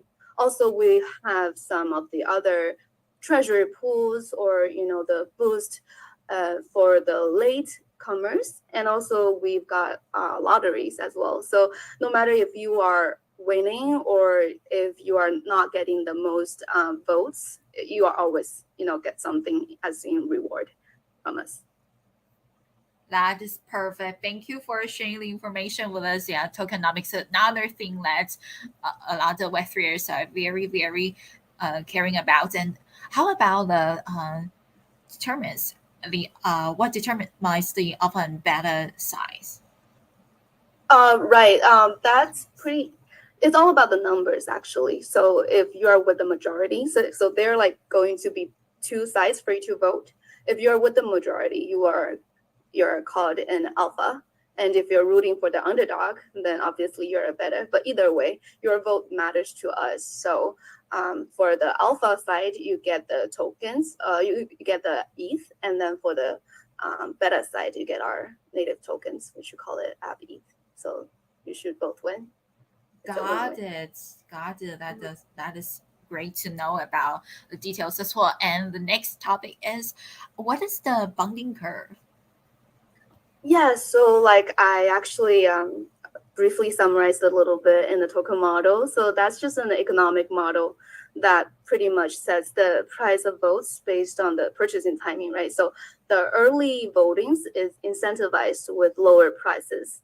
So thus it enhances the potential for rewards. So we encourage people to vote sooner. And also the sooner you start to participate in the poll, the less you would pay and the more that you could earn in the future. Perfect. Thank you for sharing the details with us. And how about AB ETH? What is that? Do you mind to provide more insights to us? Thank you. Absolutely. So so it's either you vote with your real money, which is ETH, and also there's another pool for you to use to vote, that is AB ETH. That's like a play money for you to help you to get started on Alpha or Beta. And so you can use it to get the hang of things. And then just whenever you are ready for the real deal, then go for the real ETH. So that's kind of like a play around currency on our platform. Wow, thank you. Yes, certainly. Things like both ETH, right, and Bitcoin price are up. We certainly would like to learn more and be able to use the AB ETH as well. And how can we maximize our earnings through our beta? Yeah, so to definitely maximize and optimize your earnings, we do have some advices, but you can always play around. But we advise a strategic approach that you can complete your daily quests. So we reward people to have some sort of, day-to-day basis that you just join there, take a look, and then participate. And also participate in early voting for sure. That's the bonding curve, as we mentioned earlier, right? And also maintaining the consistent engagement, maybe encouraging your friends to join, like inviting friends. We have the referral reward as well. So we value all of the interactions. Just, come join us whenever you want. Perfect. So friends, if you are not familiar with Alpha or Beta, feel free to join in and ask questions or provide suggestions. And who are Alpha or Beta strategy partners? Yes, we mentioned a little bit at the beginning, but we do have, we are very honored to form some real good strategic partnership with some of the very awesome projects, such as Hooked. These are the ones that we've already aligned with and announced partnership with, which are Hooked, Coin98, Altiverse, Magic Square, Community Gaming, SafePal, Particle Network, Certic, etc. And we really look forward to connecting with more of the partners throughout the path, such as some of the projects that we are on this call today. If we're honored to have some future discussion, that would be great. Amazing. Thank you so much, Ria from Alpha or Beta, for discussing all the topics with us. And do you have anything that you'd like to share with us before we jump to another project? Yeah, that's pretty much it. That's pretty much it. Oh, thank you so much, Ria, for joining us. And thank you, Holden, both from Alpha or Beta. We are very happy to be one of your partners as well. Next, we would like to bring the stage to Teddy, the head of ecosystem from ZK-Link. Hello, Teddy. Hey guys, how's it going? Can you hear me? Very well. Yes, we could hear you clearly. So far, we have close to 14,000 views on Binance Live, and our event is being featured on the front page, homepage, top of Binance Live, so everyone could see us, say hi to all of our guest speakers over here. And Teddy, would you like to share your screen with us? This is a visual AMA. That's awesome. Yeah. Let me see. Okay. Can you guys see this? Very clear. Thank you. Okay, sorry, let me see if I can. Okay, I think I'll just present like this. But anyways, yeah, nice to meet you guys. My name is Teddy. I'm the head of ecosystem at ZK-Link. Previously, I joined crypto in around 2021. I was on Coinbase on their ventures team, and then I worked at a DeFi protocol as a head of BD, and then worked at BNB chain for a bit as well.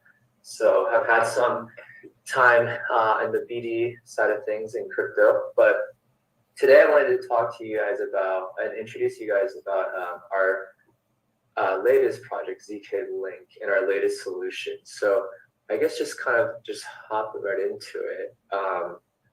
Quick intro, so ZK-Link, on a very high level, I think a good way to think of us is we are a layer 3 solution that's plugged into multiple layer 2 solutions to provide a unified layer for developers to specifically deploy their DeFi applications across multiple rollups, just by integrating with our ZK-Link APIs. I guess next question, I don't know how familiar everyone is with layer 3s, but layer 3s are essentially just another layer on top of Ethereum L2 rollups. What sets them apart, though, is that they provide for higher scalability, more efficiency, and more customizability, because each layer 3 is very app specific, and since they are a layer on top of layer 2s, and I'll talk about this more later, but they are able to be more efficient in terms of like gas prices and just kind of siloing what. Oh, sorry, I'm getting a call. Sorry about that. Let me just see if okay, yeah, so here you can see that there are other layer 3 solutions. So Starknet is working on their own layer 3 solution called Madara. There's Arbitrum Orbit, ZK-Sync Hyperchain. But kind of what sets us apart is that we are a layer 3 solution that will sit across all of the different networks that we support, creating like composability amongst all these different solutions. So we're right now integrated with 6 L2s, and all like the big ones you could think of: Starknet, Optimism Base, ZK-Sync, Linnea. And what we want to provide, and the main issue that we're solving here is, the issue of fragmented liquidity. Our team sees the future of crypto as being very roll-up centric, and these days with how easy it is to spin up your own L2, either with like Polygon CDK or OP, or using the OP stack, we think that there should be a layer on top that helps unify all of the liquidity in one spot, specifically for building DeFi applications. And we kind of improve on the efficiency and scalability, and especially security piece by using ZK snarks. So on this slide, you can see that you can kind of see the structure of ZK-Link. Here we have our ZK-Link L3 solution called Nexus. It sits on top of the layer 2s, which sits on top of the Ethereum layer 1. So this way, we kind of inherit the security of Ethereum via the layer 2 solutions. Diving a little bit deeper to the key components, as you can see here, this top layer would be like the protocol layer. So right now in our ecosystem, we have a few projects. We have a few order book dexes, one specific to RWA trading called Open World Exchange. We have another order book dex called ZKEX. And we also have a cross-chain bridges solution built on top of us.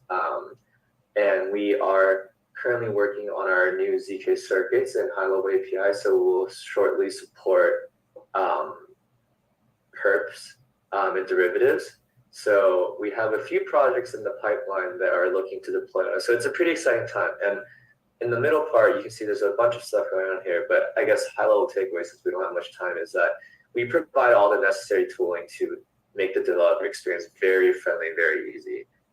So it's very easy to plug into ZK-Link and immediately start trading and deploying on different networks. Here, you see the layer 2 side that I mentioned before, and then everything sits on top of the layer 1 network. So I guess to give you guys a more practical example, like if you guys were to deploy on like that layer and then use all of our tooling here, then like if you were only built on ZK Sync, for example, your dApp can now support all the networks that we support. So if users wanted to deposit from ZK Sync, withdraw from Linea or any other chain, that is now possible via ZK Link. And here, I'll talk about this really quickly, but basically we have some four key functions to really make the dev experience a lot easier. On the social login side, we're creating an account abstraction wallet and kind of just making this whole process way more seamless. Our idea is that, we want to give users a centralized trading experience without having to sacrifice everything in the decentralized world and all the benefits that comes with. So we want to make it very easy for users to log in and control their wallets. On the Oracle side, we wanted to create Oracle that can, compute and handle all of these different transactions that are happening on ZK Link. For the adaptive liquidity rebalancing, since we're plugged into multiple chains, it's important to be able to, account for liquidity being withdrawn on one chain and any liquidity being added on a different chain. And then our liquidity broker service basically just helps facilitate this process because, you might be thinking, oh, well, like optimistic rollups have a 7-day finality where like ZK rollups are a lot quicker. But we have a liquidity broker service where users can get their money first if they're like withdrawing on an optimistic rollup, and then the broker service just takes a fee and then provides your funds instantly. Onto the modular architecture of ZK-Link. We wanted to make ZK-Link modular in the sense that we understand that different projects have different business needs. So we wanted to create a solution where, for example, for data availability, if a developer wanted to customize their data storage, they can look to, incorporate Celestia or EigenDA, for example, if they wanted to use external DA solutions to kind of make things more efficient and cheaper for the user. And then in terms of customizable network collections, I kind of talked about this, but the idea is that we'll be integrated with all the different rollups in the space. So developers can just choose which networks to really deploy on, but they have the optionality of everything under our product suite. And then in terms of aggregated assets, this is what I was talking about earlier, but the idea is that, as the rollup space continues to grow and liquidity gets fragmented, we wanted to provide a unified layer for projects to easily build their DeFi apps and have deeper liquidity. So when tokens are, deposited onto ZK Link, as you can see here from different chains, they become just one asset under ZK Link. And that way we can provide like multi-rollups, multi-rollup tokens, and just a better trading experience and more trading pairs too for the different projects building on this. But yeah, I know we didn't have much time, so I just wanted to breeze through the presentation. But yeah, on a high level, we are building a rollup subject L3. We're very excited about this product. Our team is also in Turkey right now, where we have an L3 summit with all of the top, projects in the space, and we'll be announcing a lot more product announcements there. But yeah, I think that's it. So thank you for the time. Thank you, Teddy from ZK Link, to share your project and the details with us. And we're looking forward to having more different kinds of collaborations with ZK Link as well. And actually, in the past, we also had Twitter Space, a traditional audio space together. So in the future, we can have more. And next, we see that Christian from My Network X is also over here. Hello, Christian. Would you like to introduce your project and share slides with us? Thank you. Sure. Thanks, everybody. I'm Christian. I'm head of PD and marketing on the founding team at My Network, and happy to be here today. I'll just share a little bit with you today. These presentations have been really great so far. is pulled up. Okay. So my network is a zero trust layer for Web3. So we were founded basically to solve the problem of the privacy issue within Web3. Obviously, there are many projects, some on this call, that are also trying to solve the same issue. All Web3 data is public, and so we have a strong. The founding team has a strong cryptography background. Sorry, and we are bringing fully homomorphic encryption to Web3 in a number of different ways. So I'll talk a little bit about fully homomorphic encryption. This is a term that you may have already heard about. You'll be hearing about it more. But I'll give you an idea of how we could use FHE for zero trust at a glance. So all data basically goes through ZK for input-output, but then fully homomorphic encryption allows for data to be encrypted and for third-party computation to be performed on that data without the need for decryption. So this is what our team brought to Web3. We're one of a kind of a handful of first companies that in the last year that have brought this here, kind of like Zama, CKKS, and recently there was a company called Phoenix. And so you'll be seeing a lot more of FHE, but it's been considered the holy grail of cryptography for this reason. If we don't have to decrypt data in order to compute upon it, that kind of desilos value and data both in Web3 and Web2. It can desilo data cross-chain within Web3 and cross-fi from Web2 into Web3. So I'll get into some more specific examples. But what we launched originally was a data lake. And so this data lake was kind of using the graphic that you're looking at. Obviously, we encrypt all data, so semi-structured data, structured data, unstructured data. That's the difference between a data lake and a database, is you can kind of have all types of data.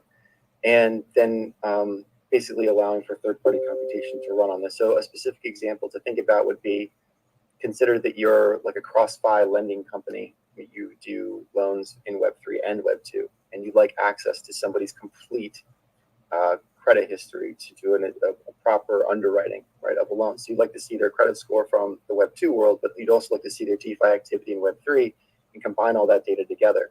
So currently there aren't many solutions doing this. We did this with a really cool DeFi app, and so you can create this comprehensive risk profile, combining off-chain data with on-chain data.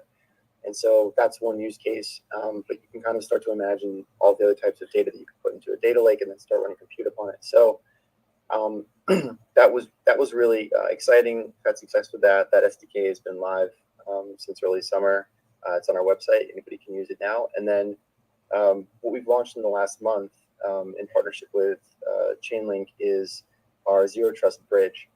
So when we look at like a real barrier to entry for onboarding the next billion users and $1 trillion of value into Web3, there's two main problems that Web2 institutions, whether they're financial or just retail, whether they're a bank or someone like Nike, has. And the first issue is privacy. So banks don't want to front run their own trades. If they wish to convert a euro dollar into Ethereum or Avalanche tokens, that message can go out on the network, and any of the nodes in a decentralized ecosystem could see that information and front run the trade.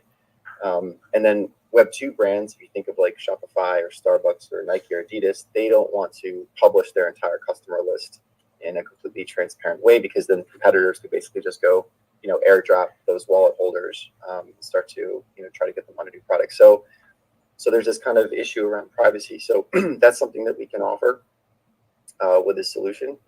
And then the second issue is also the security feature. So making sure that privacy breaches can't happen. We need really a new set of standards and procedures for traditional finance to really come into Web3. And so FHE really satisfies that in a few different products. So this is just a quick screenshot of where we kind of can live in the tech stack. So the three problems that we're solving are, with our data lake, so just basic data protection. So, KYC, AML information, messaging. If you think of an example in the Web2 world of like interbank messaging systems, before a transaction has to occur, there's a messaging system that actually sends the message and the intent of what's being traded. And there are several institutions that oversee this network. One of them is SWIFT, for example. You have to be able to encrypt that data and then kind of still allow for this private handshake to kind of happen. So that's one problem that we solve. The next one would be on transaction protection. So using FHE, you can actually have a kind of stealth address protocol where a stealth address is created and only the receiver has the private key, and it's all FHE protected. And then, of course, the actual transaction itself, so like the currency type, starting with fiat and ending up in Binance, for example, and then the volume also has to be protected. So we're able to kind of protect all these different things. And of course, we've got our SDK at the DApp layer, we've got our data lake at the data layer, our execution layer is our bridge, and then we have FHE DK-SAP as well for the interoperation layer. So right now we have a couple of campaigns going. Our Galaxy campaign is still live. I think we just wound down our BNBOP campaign. But you can find out everything you know about us on Discord, Twitter, Medium, all mynetwork.xyz. Thank you, Christian, for introducing My Network to us, and it's certainly a great project that we could explore more collaboration potential with together. And we also appreciate everyone for joining us today. Yes, we are ready to wrap up today's session. We got a lot of views from different platforms, and let me check again on Binance Live over here.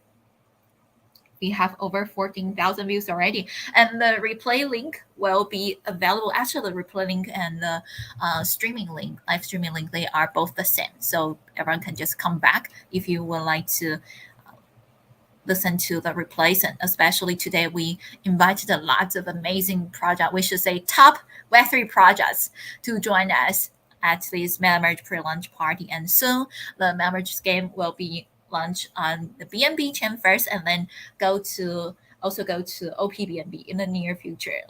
Really, really looking forward to it. Also, shout out to all of our projects who provide prizes and rewards to the community members for a chance to win. Because I already shared the links, the raffle links to different communities, and they are all very exciting about these. And then this will also help our participating projects to gain more new and real followers, because we only share the links to very strong and active communities across Web3. Thank you so much, everyone. And again, Listen Moonlight from Oliver's. Very, very glad to have all of you join today's event.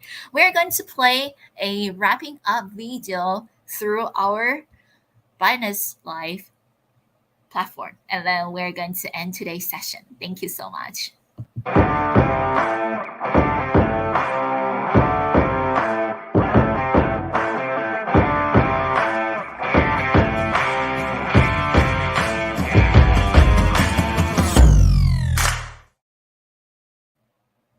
Okay, and I am going to also officially ending our Zoom meeting room as our stage, or should I say as our backstage over here. Thank you so much, everyone. I'm not sure what time is it at your time zone, but over here, East Coast America, it's 10:30 a.m. in the morning. So ready for more tasks. And for some of our guest speakers, if it's very late night, wish you all a great rest of the evening. Thank you.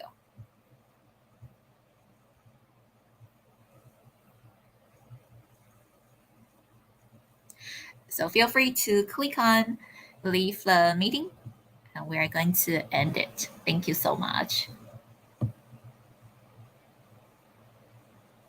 Thank you. Bye-bye. See you next time.